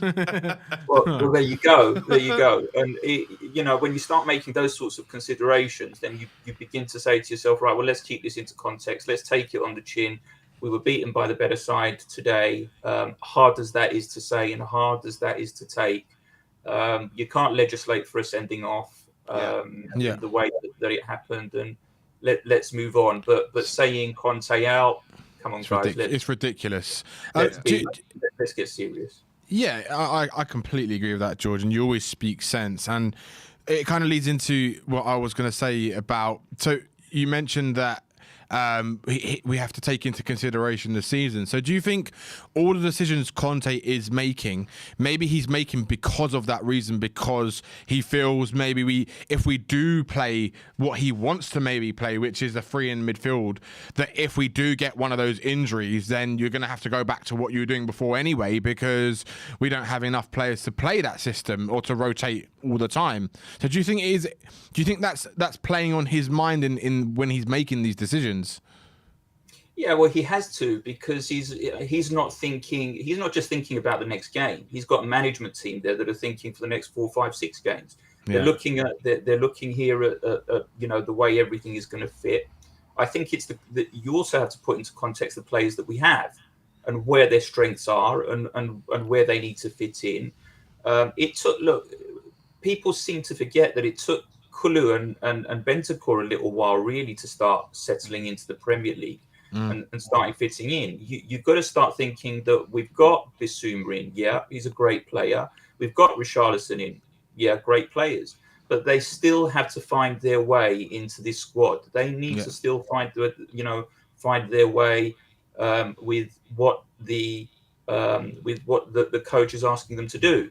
I mean, you coach a kids squad, at football, and you're going to have similar issues with kids, for crying out loud. Let alone football players who are being paid a lot of money, and these decisions, they're very, very delicate and fragile. As soon as you put a player in, you have to be thinking what are the ramifications of him getting injured or a blow to his confidence, or there are so many permutations of what you're doing, and which is why football is such an interesting game. But we can't all of a sudden just get onto the back of Conte and just start saying that he's making the wrong decisions or the football that we're playing is crap.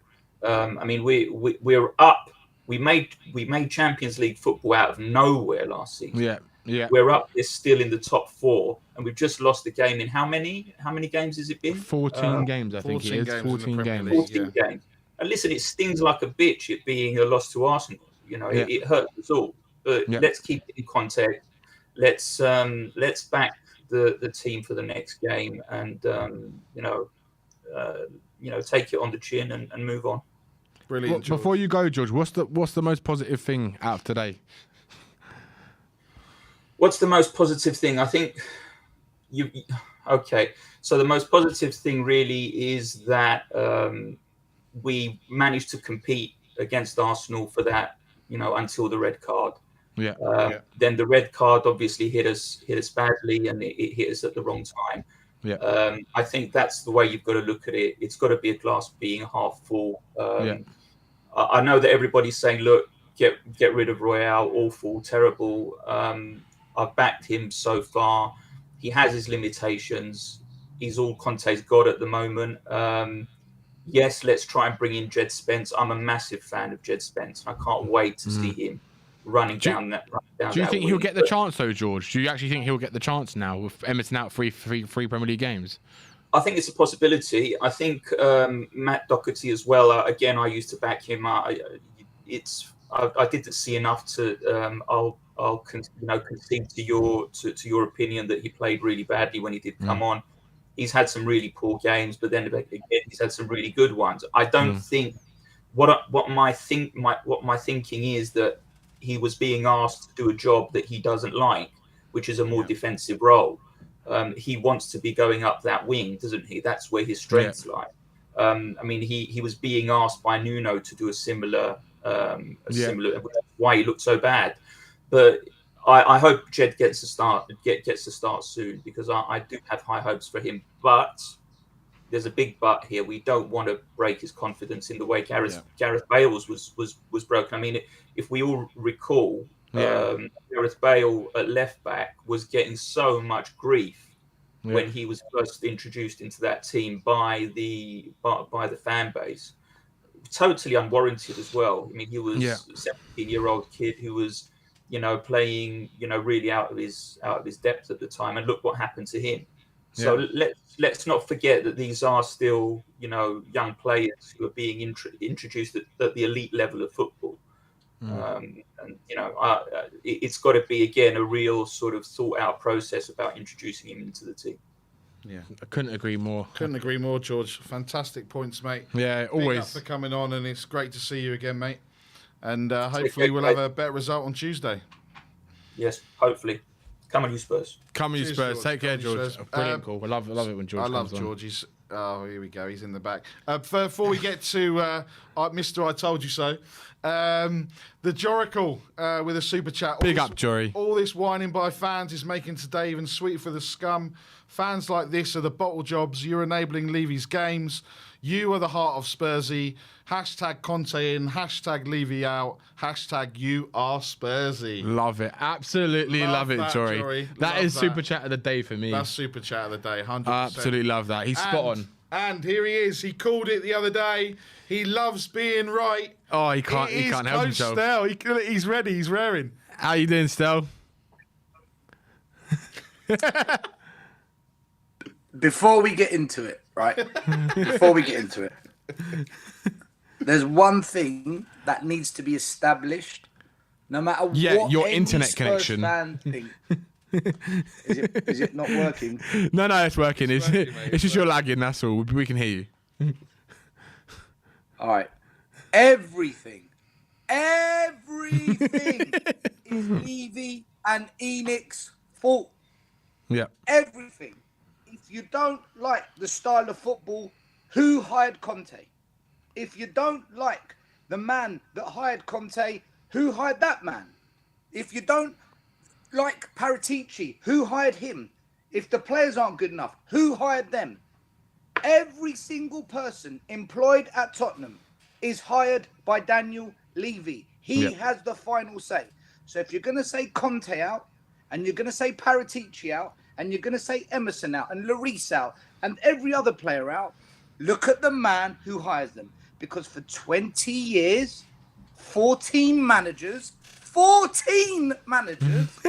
he is the man behind it. Grow a pair of balls Learn that it's okay to critically analyze the problem.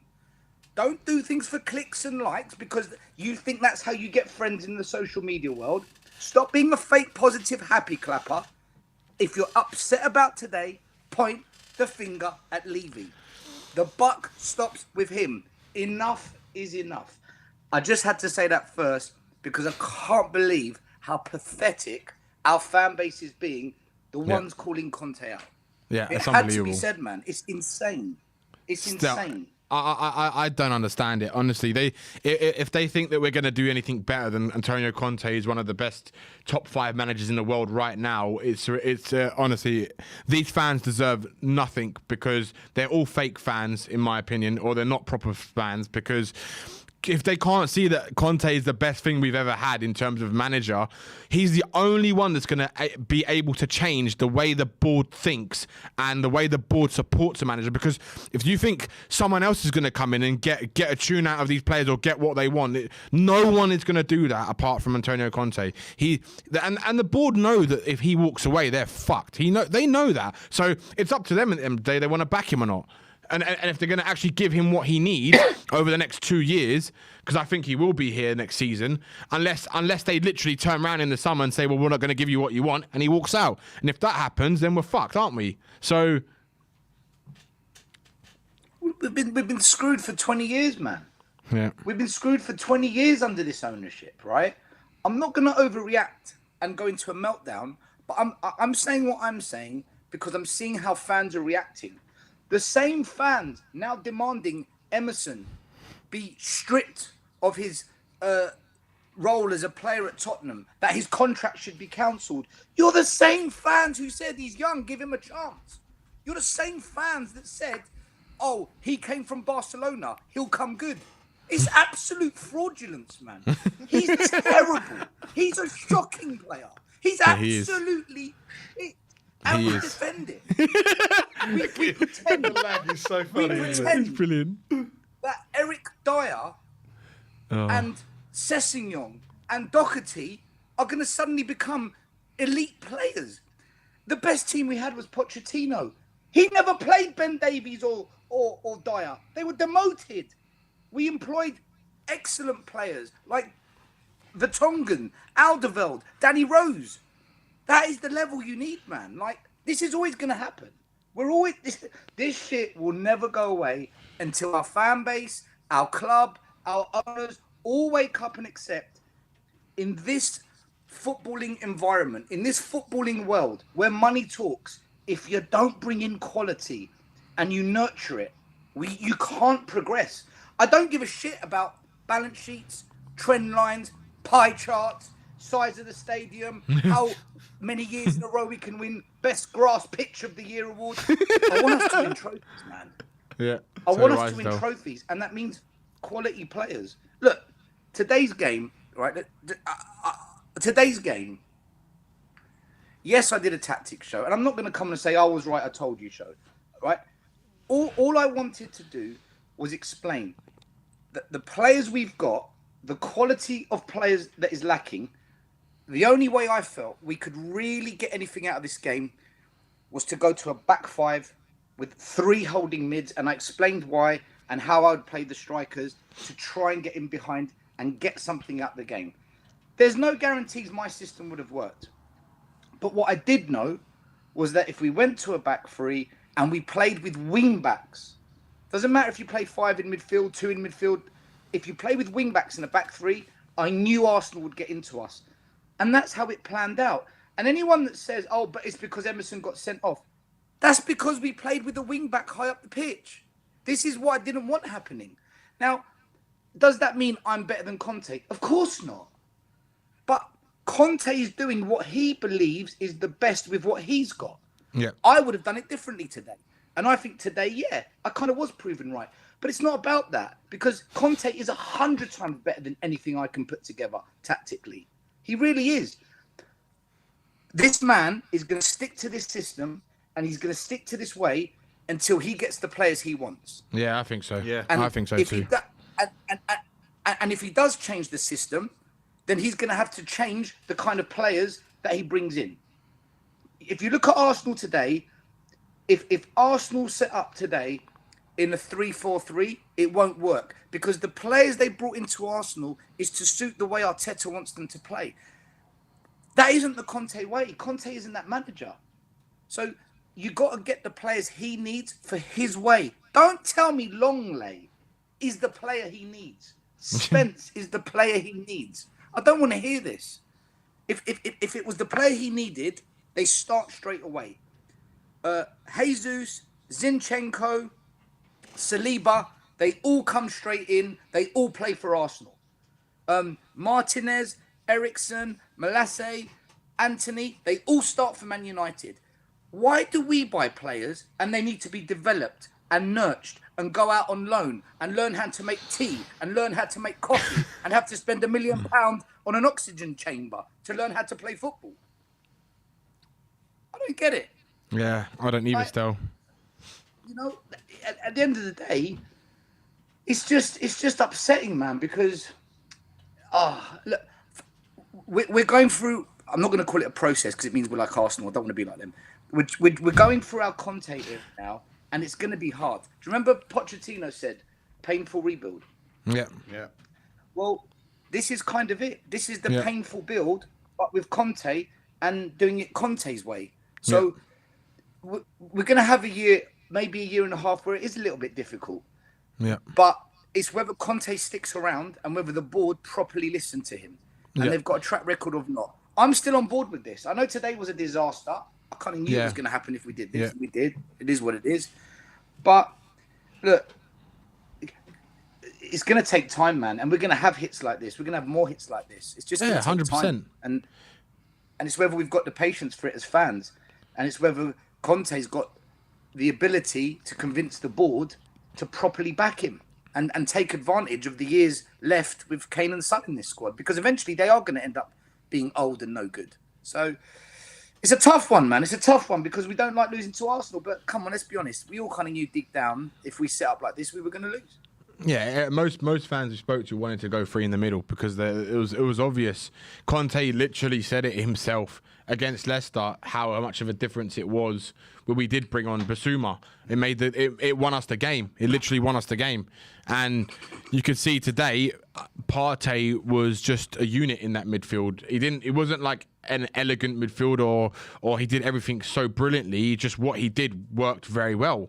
And that's the fact of the reality. What our players did, we couldn't cope. Højbjerg couldn't cope with it.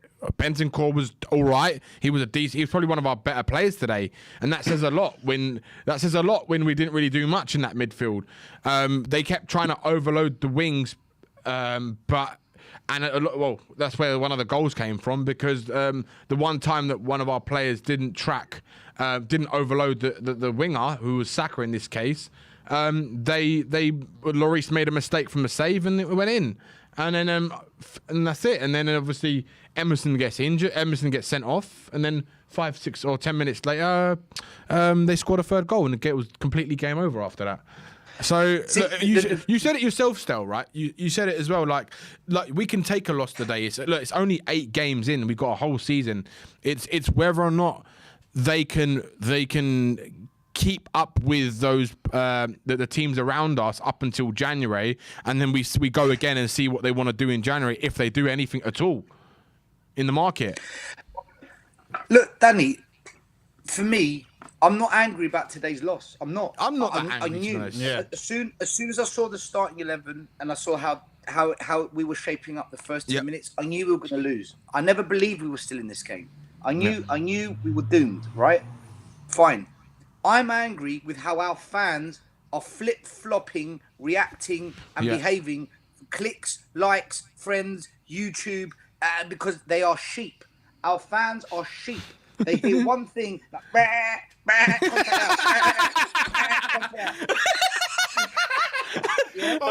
make me laugh. That's so funny. It drives me mad. It's Jesus Christ. You're the same fans that were singing and dancing in the street when we got Conte. It's the best manager we've ever got. Get off his back. Look at the players we've got. And I'm frustrated as well because I just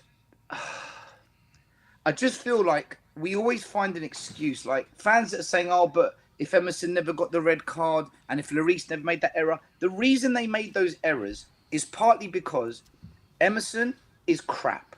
Yeah. As soon as he goes over the halfway line, we're down to 10 men. He's not good going forward at all. Every Spurs fan will agree that. And the reason Lloris made an error, if you keep having pressure put on you and you keep taking pressure, that's how errors a mistake. That mistake was forced. There's only so much pressure you can put on people in the course of a game before something breaks. That's the whole point of playing intensive, quick, aggressive football, to create pressure situations where players do make mistakes. That mistake by Lloris was forced by Arsenal for 90 minutes of non-stop intense pressure. That's why they do it.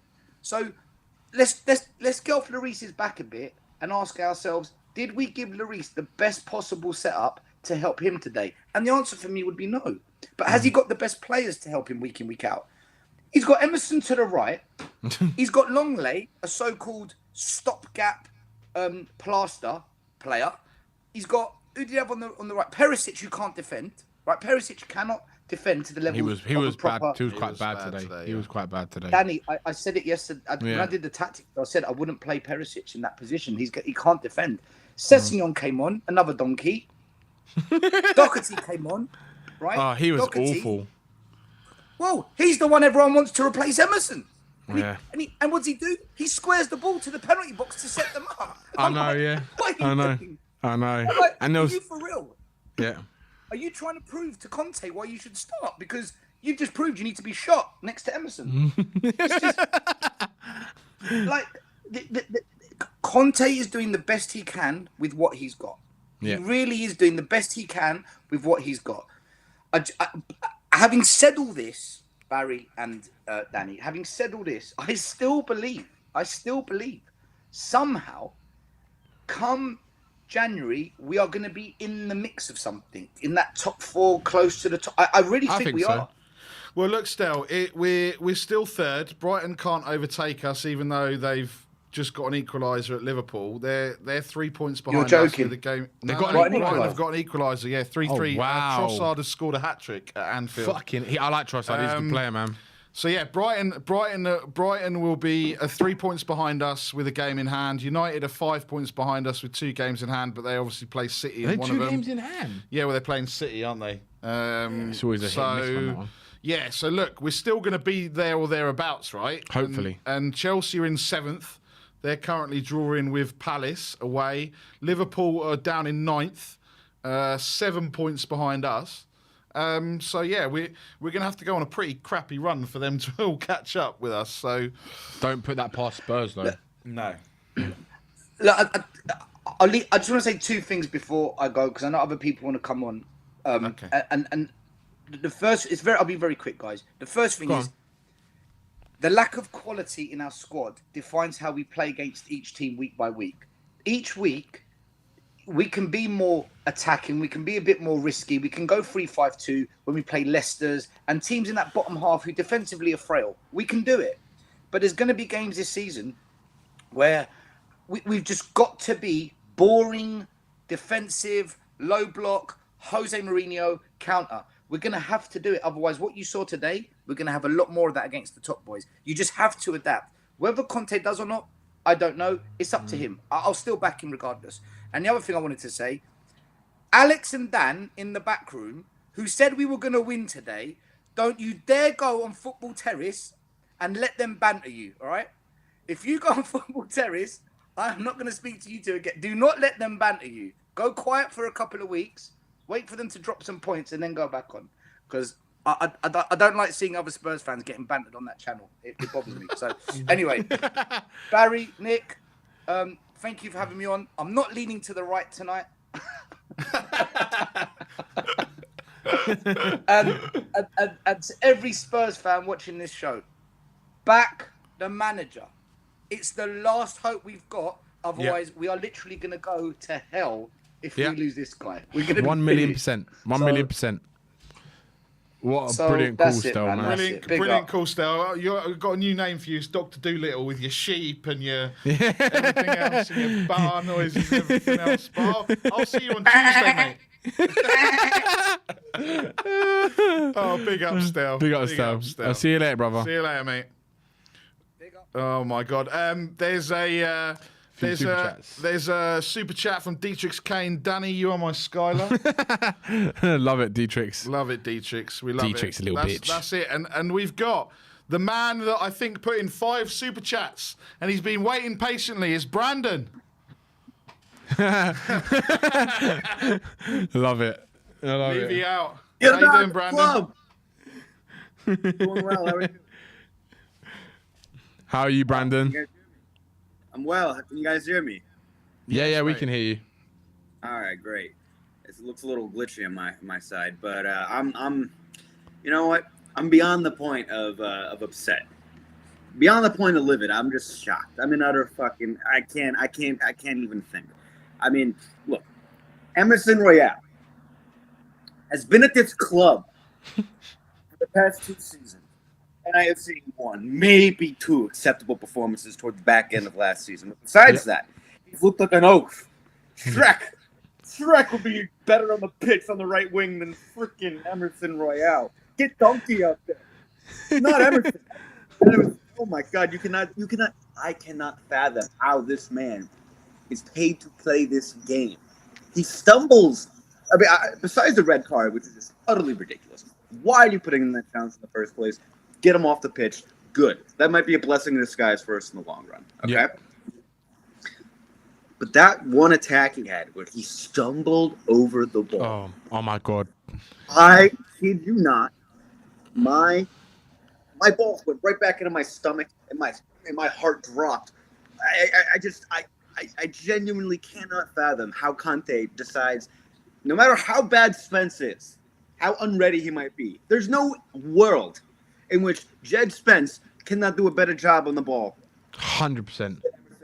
I mean, come on. And besides that, it gets even worse. I got a little tidbit. This guy, Destiny Udoji, right? Why is he on loan? I know. He's absolutely slamming it in the Serie A this year. He's been a standout performer in an Udinese squad, sitting 3rd in the league at the moment.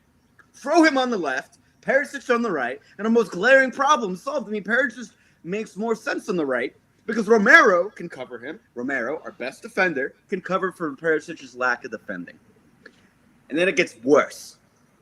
And this is Levy. This is Daniel Levy out. Back Antonio Conte to the high heavens. Because Kim Min-jae, who just won the player of the Serie A, why did we not sign that man? Vishka. Everyone should have been watching the Napoli game today. Vishka, that Georgian winger we were linked with for 2 years. For some reason, again, didn't pull the trigger. He's going to be in the Serie A team of the season. He might even end up being the Serie A player of the year. He is a revelation. We scouted these guys, identified them before any other Premier League club was even sniffing around it. And why didn't we pull the trigger? Because 15, 20 million seemed too much for players who were unheard of. They were labeled at 15, 20 because of their pure, unadulterated quality. I mean, it's fine. We signed Brian Hill for 30 million euros plus Lamella. So I mean, it's brilliant. And yeah, Kim Min-jae's actually been doing really well in Napoli. He's been doing brilliant. I mean, he's a beast of a defender, and he can play on the left too. Who knew? I mean, yeah, he has been good. Not to knock on Lenglet because he was not bad today. I wouldn't say he was superb, but he looked a little better than Christian Romero, which again is worrying. Yeah. But Romero will come good if his quality. He can't be slept on for too long. It's the same situation with Son, right?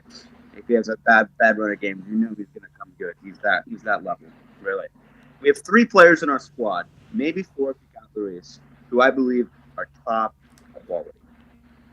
I'd add one more player to that list. I'd say Kulusevski as well. Yes. I'm saying today. Yeah, today. Yeah. Yes. Kulusevski, massive miss. Yeah. Who knows if he would have started? I would have loved to see him start because he was superb in the London derby last year. Very, very. He was. Yeah, he was. I think you could see it today, Brandon, that this game was calling out for someone like Kulusevski. And I think it did hinder us that we didn't have any kind of attacking options to bring off from the bench to really make a difference. And then obviously I think it looked like Brian Hill was going to come on actually, and then obviously when Emerson did get that red card, he had to rethink what he was going to do. So he instead he changed and brought on four defensive players to try and make sure we didn't get absolutely battered, basically. That was the last 30 minutes of that match were the most depressing 30 minutes I have had as a Spurs fan. Barry was saying the same thing. He goes, that was worse we I didn't played. know what to say. We were just sitting here watching, and I just felt, what do we talk about? Because it's horrendous. Yeah. I mean, it's the hope that kills you, right? Yeah. Before Conte, we had plenty of spells that were technically worse than that, right? But it's because we went in today with such high hopes, because we went into this season with such high hopes, that when you see that, you're never going to see that from Man City. And that's there's a myriad of reasons why we're not on that level yet. Most notably that we don't have, an oil in our backyard, oil palm in our backyard. But I genuinely, all of my neurons in my brain decided to just go, take a walk. Nothing, no receptors were open in the slightest bit. I can't fathom how. I get why Conte did that, and I'm not going to knock him. Back Conte always back Conte. Anyone who says otherwise should be cast away, But man, just throwing the white flag against Arsenal. Did you feel that the way, Brandon? Because I felt after the Emerson got the red card, it was like the players just kind of gave up. They just really and I think Conte saw that, which is why he made drastic changes to stop that rut, because they had just completely given up, and it was like, fuck, now we're gonna get bad now, and they were gonna get rolled over if he didn't make those changes.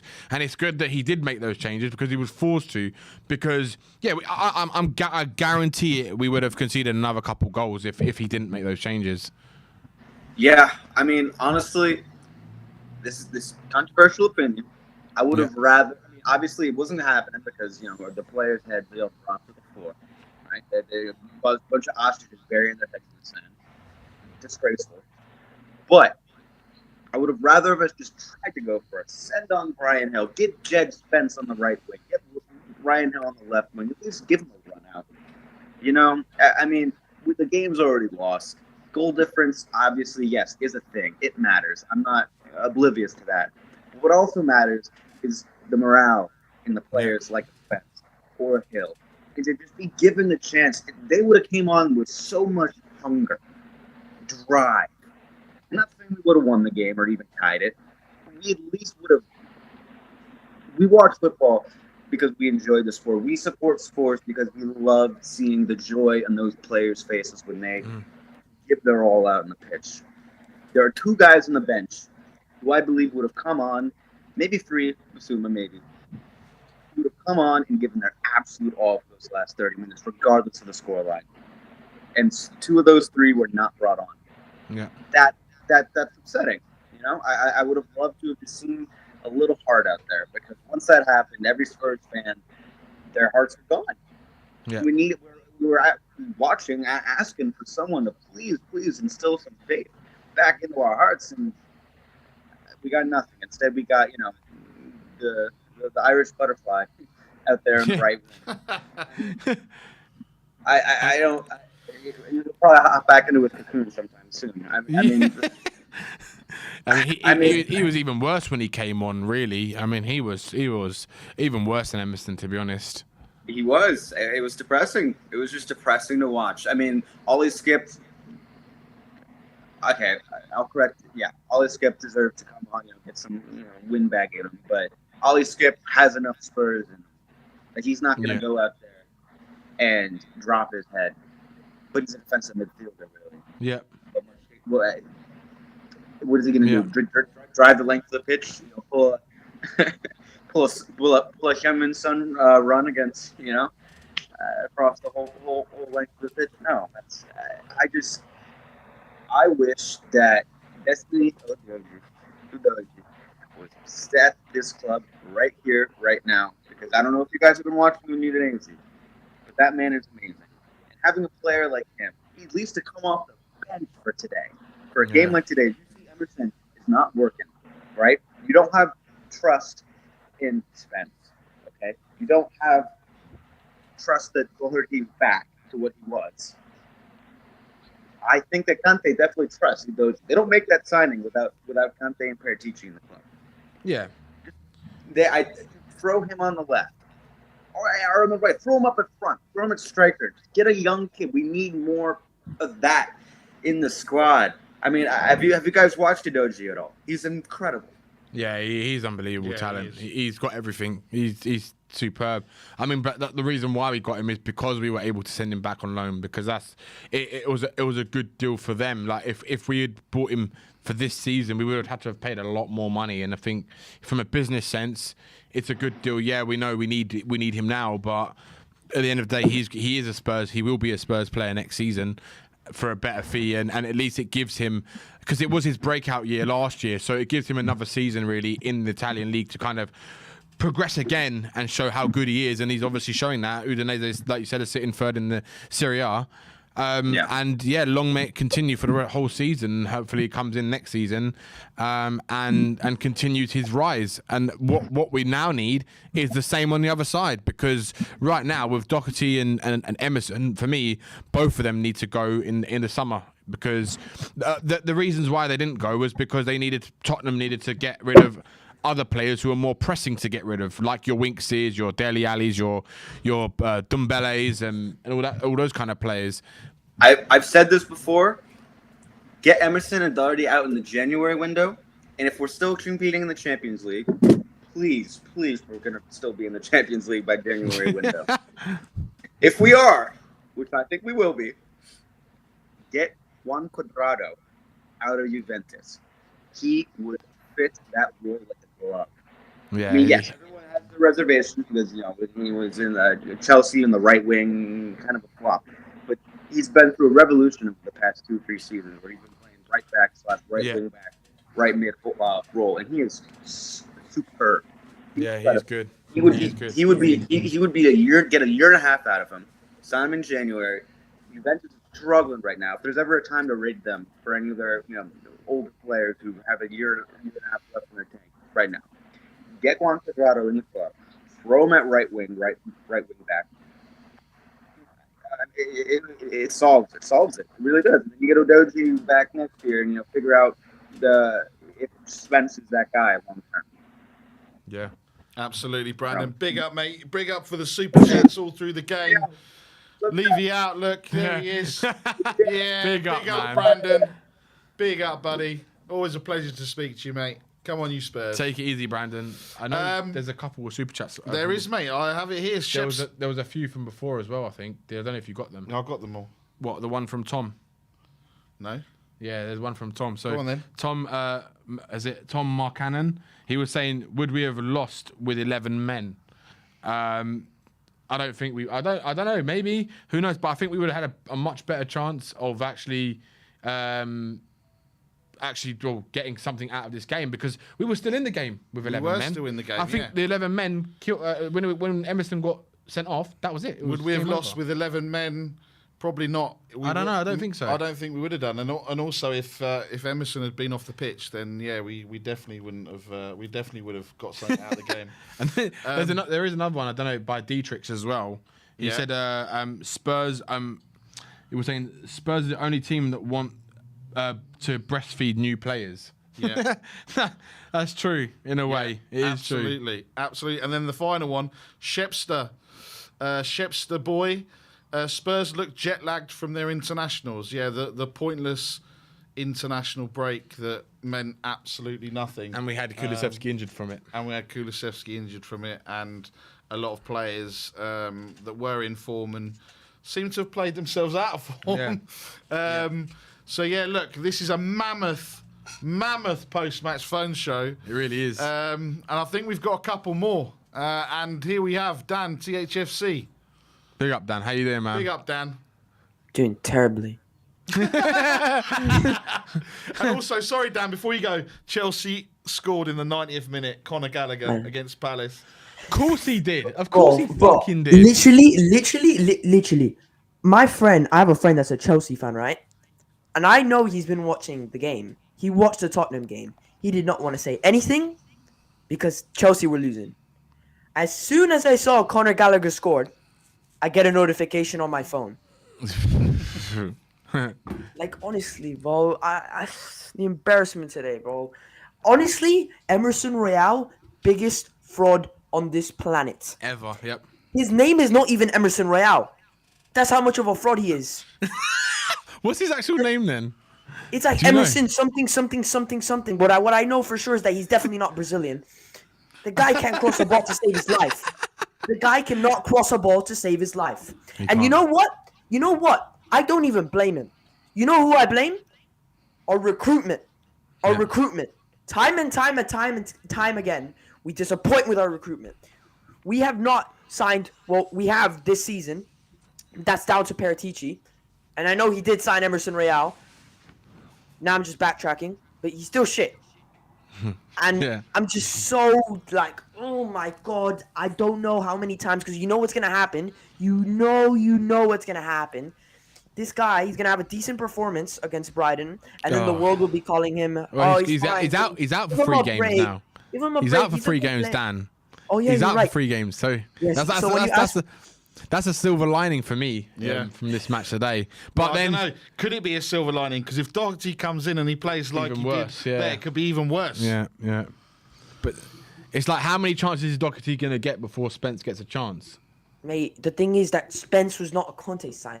That's what people need to realize. He's a baller. For me, I think Judge Spence would be a fantastic player. But Conte is not going to trust him. The fact that we're in this position and he still doesn't play him. Martinelli, in an interview, said one time that the hardest player he's ever come against was Judge Spence. Yeah. Like, he literally has fear for the guy. Yeah. And I would have put him in just for that reason. Yeah. He's played 10 minutes. And the only reason he played those 10 minutes was to get a standing ovation from his ex-club. Yep. It wasn't even 10 minutes down. I think it was 2 minutes. Yeah. 2 minutes. And he still did more than Emerson Royale's done for Tottenham in his whole career. Dan looks like really raging, doesn't he? Yeah, he is really pissed off today. I made a hole in my wall. Really? I literally look. I don't know if you could see it. We can't see it from here. We can't see it, mate. You're going to have to take us. Oh, yeah, we can see it. Oh, dear. Pocket money's gone. Threw my damn chair at the wall. What Emerson Royale trying to attempt to cross a football, like. What do you think it is why Conte keeps persisting with him then? What do you think it is, Dan? Lack of options. I know that Spence is there, but for Conte, Spence is not an option. Yeah. The fact that last game he literally had to go and play a left wing back at right wing back just tells you everything. Yeah, I agree with that. So do you think it's going to be a problem then? Because if he trusts Perisic more than an actual right wing back when Perisic doesn't really play there, and he had a poor game when he did against Leicester, do you think that's going to be a problem for us? Because now, obviously, we're probably going to see Doherty play the next few games. What I'd love, really, if I'm going to see Doherty play, I need him to be with Kulusevski, because when they were playing together, them two, they had a really good connection together, and they seem to know how to play together, and I think that will help. But is Kulusevski going to be out for those 3 games? That I don't even know what injury Kulusevski has. Do you know? Hamstring. It's a hamstring. Oh, so he's going to be out for a while then. Fuck. And they're doing an MRI. The other thing I have to rage at right now, the other thing I have to rant about is our medical team. How can you allow so many players to get so many injuries?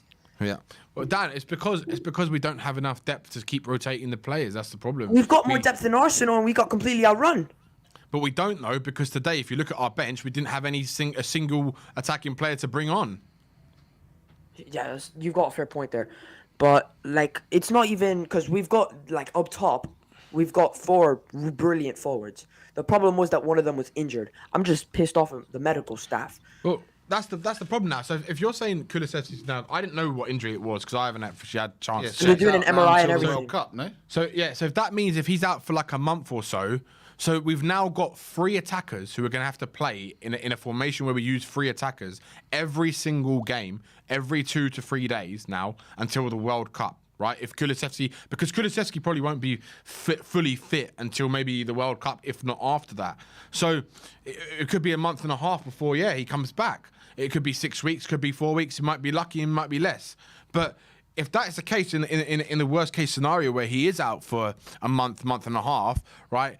How the hell are we gonna manage to sustain any kind of serious challenge in any of the competitions we're in if we're gonna be using the same front 3 week in, week out, and we can't even rotate them because we haven't got anyone else to rotate them with? Is that not a big problem? I mean, when you say that, we literally did that exact same thing at the end of last season. Yeah, but we had Kulusevski, and now we've got Richarlison, who's not really a right winger. That's true. Yeah. Look, this has been my problem for a long time. Like Levy, man. I don't want to go too much into him because everybody that's come on has had a big rant on Levy. What I want to go on a rant about is this fan base's mentality. Yeah. The fact that you could go and say that everything is solved, we're gonna win the league. And the thing is that we're worried about playing attacking football. Are you serious? Yeah. Have you not seen the football that we're playing right now? Like, actually, if you want to say that we're not playing attacking football, in my opinion, we actually are not playing defensive. And this is not Jose Mourinho park the bus. Jose Mourinho park the bus is score 1 goal in the beginning and just sit back for the rest of the game. That is not what we're doing here. Yeah. We actually, going into this game, had more goals than Arsenal, which are apparently the most attacking team of all time. Brilliant attacking. Pep Guardiola, tiki-taka, whatever. But we play defensive. We're Jose Mourinho park the bus. Conte, and honestly, if you're in this chat, I know maybe you've been supporting Spurs all your life. Maybe you want to see attacking football. You pay so much money to go watch Tottenham, and you want Conte out.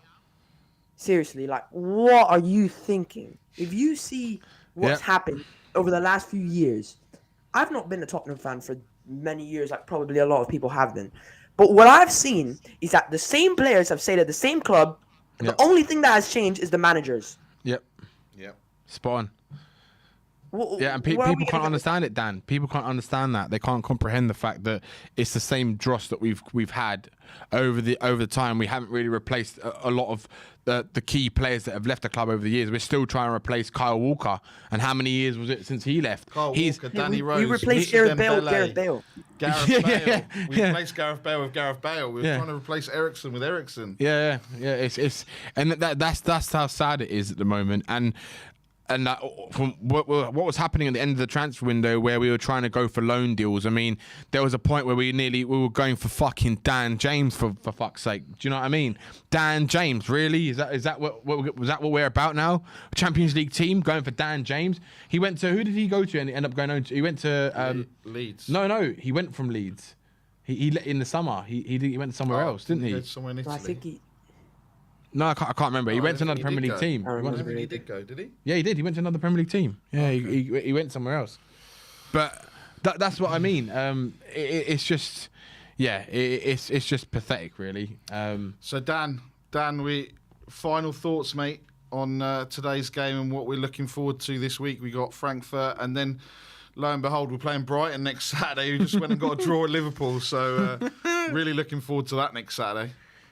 Yeah, mate.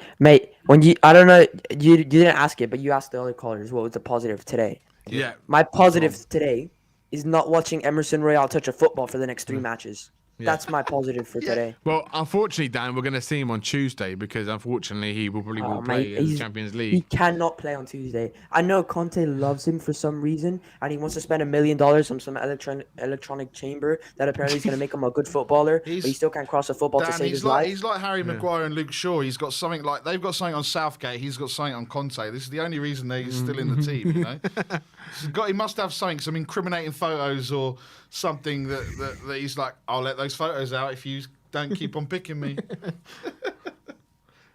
Honestly, Dan, just try not to put any more holes in your wall, mate, because it's gonna be costly. Mate, and the last thing I want to say, Yeah. I know it didn't make a big impact today, but I saw it again. Explain to me why Harry Kane is still taking free kicks. Oh yeah. I really need to on know. The list. He's on the list. Where does that answer come from? Like, honestly, I'm not sure Antonio Conte is sitting there on the bench watching Harry Kane hit the wall 59 million times and then going, "Oh yeah, I've got a great idea, lads. Harry Kane, you should take the next one." I love it. I love it, Dan. I love it, mate. I love I completely it. agree with you. I've never seen Dan like this. I love it. I like it. Brilliant. Glasses Never are seen off. Tottenham play like His this. holes in the wall. Yeah. He's on a literally mad one today. Mate, just don't go out, yeah? Because if someone looks you the wrong way, I'm worried for you, yeah? Depression for the rest of the week, mate. Stay in that room, mate. Don't go out. Don't go out tonight. You got until Tuesday anyway, Dan. Yeah, you got until Tuesday to... until Emerson lets us down again. Yeah. Big up, Dan, mate. Big up, Dan. Don't make sure you fix that hole in your wall, yeah?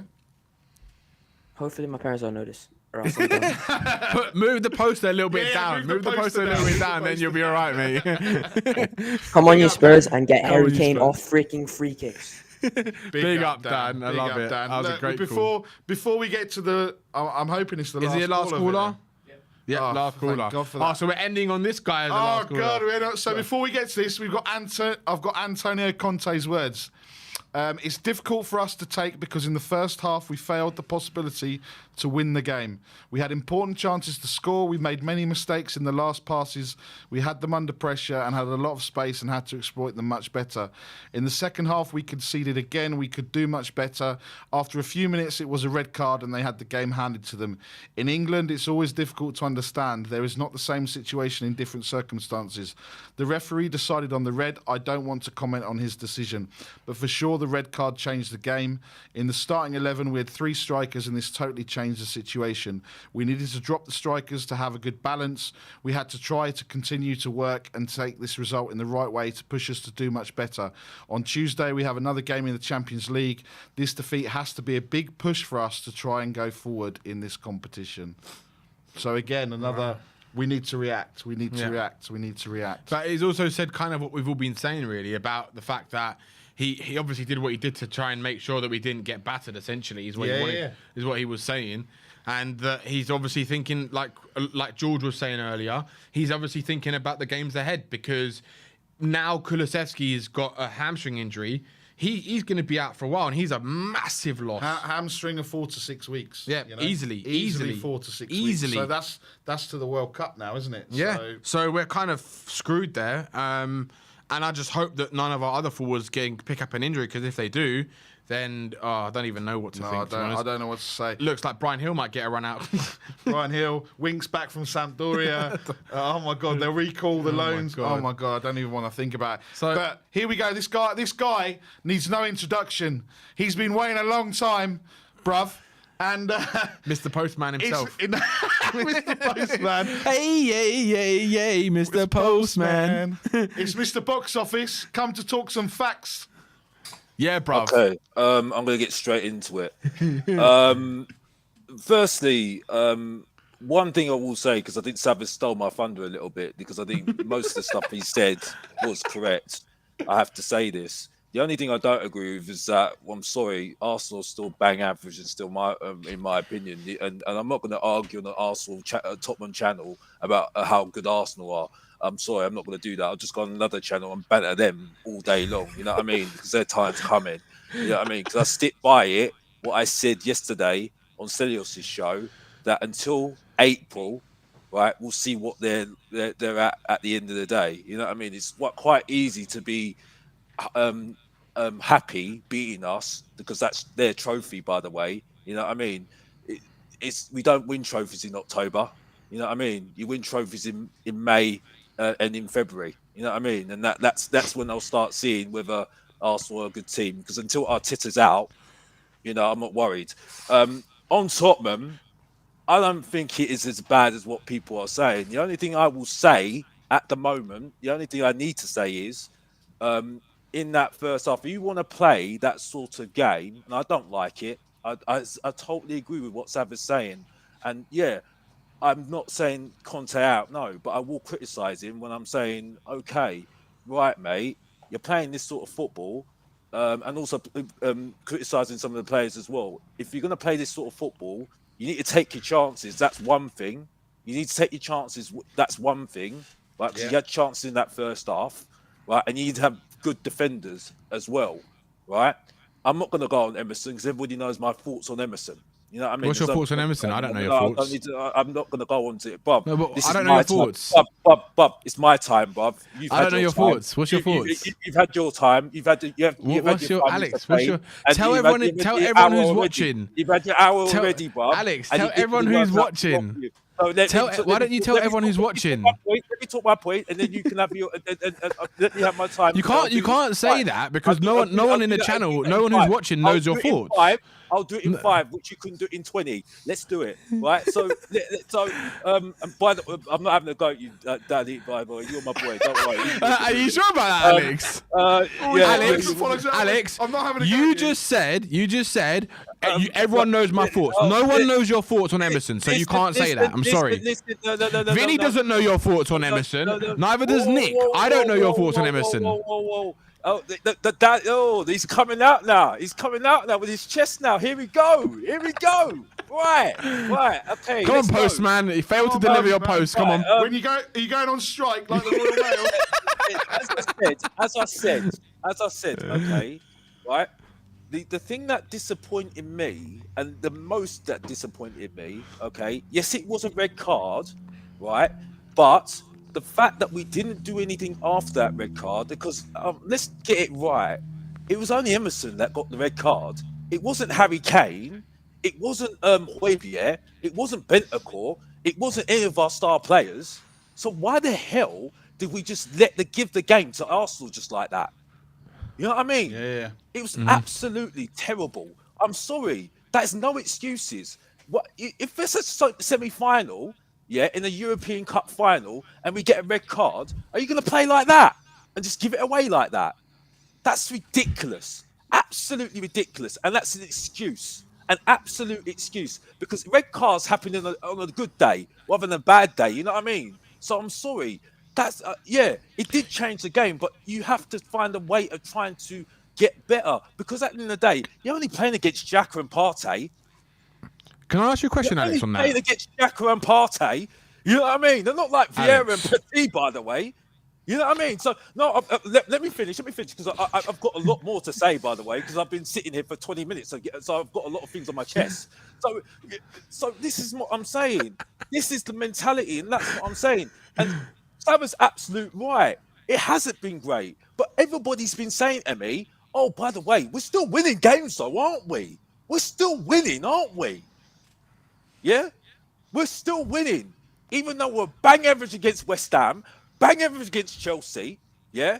Fulham were solid, and I was saying solid, yeah? I'm told that Bentancur's an absolute world-class player. Well, you think that's a world-class player, bruv?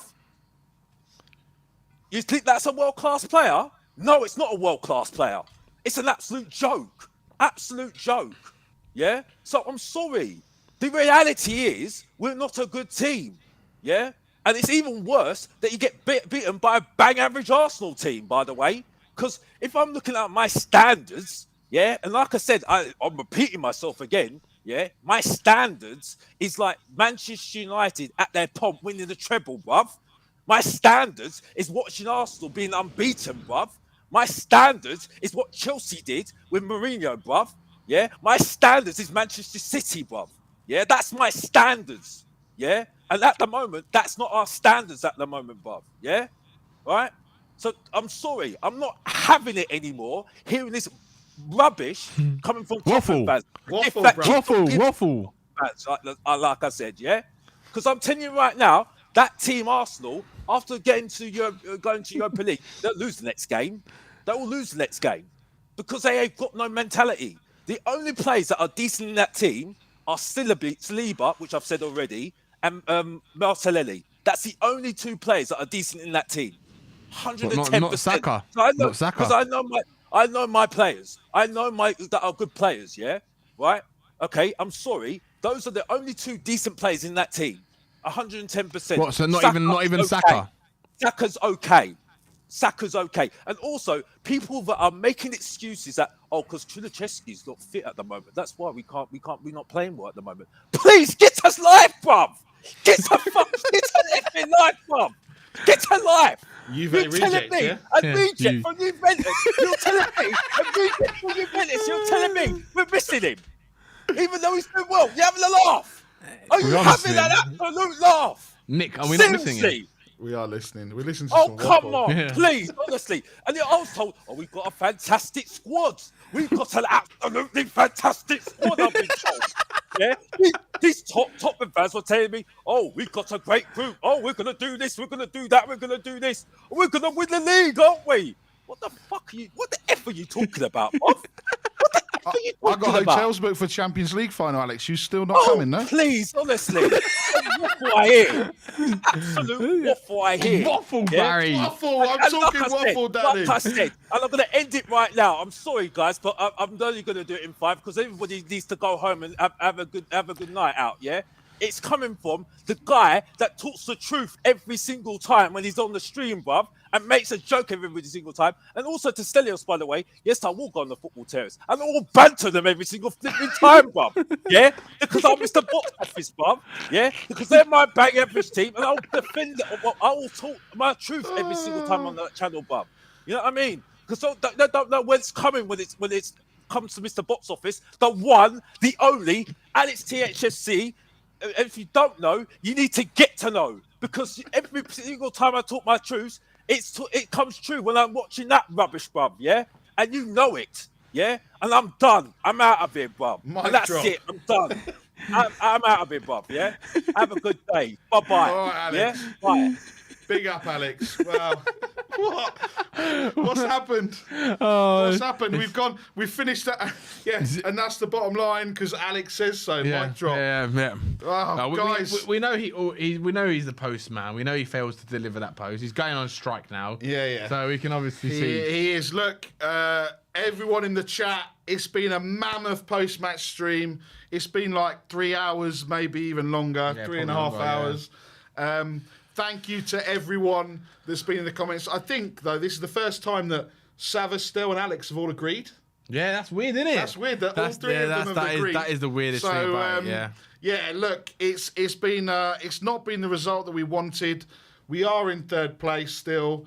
Chelsea got the win. Liverpool drew. We've got Frankfurt coming up on Tuesday. Yep. I will be here for the watch along with Stelios. So yeah, he's going to try and cook me. And you're back next week for Brighton as well. And I'm back next week for Brighton. I'm here pretty much every game for October, unfortunately. So yeah, hopefully we'll stop the rot with a win on Tuesday. But Danny, final thoughts, mate, and then we'll finish. Yes, I think look, we have to take it. It's one loss, right? That's all it is. It's one loss. The biggest thing is let's see how we do over the next sort of 5, 6, 7 games in all competitions, and hope that my thing is I just hope we don't get any more injuries up for our front line, because at the moment it's not great because we haven't got any other options on the bench. I hope Lucas Moura comes back because he might offer something as well, even though I think that he's not a great player in my opinion. But look, it is one game, and a lot can change in the season. It can change within a week. Look where we were last season in November, mid-November. We were shit, and Conte came in and got us top 4, which was unexpected. So a lot can happen. And we've got to bear in mind this is a season where we've got a World Cup in the middle of it. So it's going to be something different that no team has experienced before. So yeah, we've got positives in terms of I know we're playing shit, and we can definitely go up the gears. But look, like you said, we're still 3rd. As long as we can stay in and around that kind of position until January, let's see if they can hopefully get 1 or 2 more in and push on again then after the World Cup. Yeah, absolutely. And look, thank you to everyone in the comments, everyone that was with us with the watch along, everyone for your super chats. It's been a pleasure. It's been exhausting. I don't know what would have happened if we'd won. We'd probably still be here till midnight. Yeah, probably. I think so. But guys and girls, look, it hasn't been the start to the weekend that we wanted. We go again Tuesday. Thank you all for joining us. Like, subscribe, and comment. And as always, come on, you Spurs.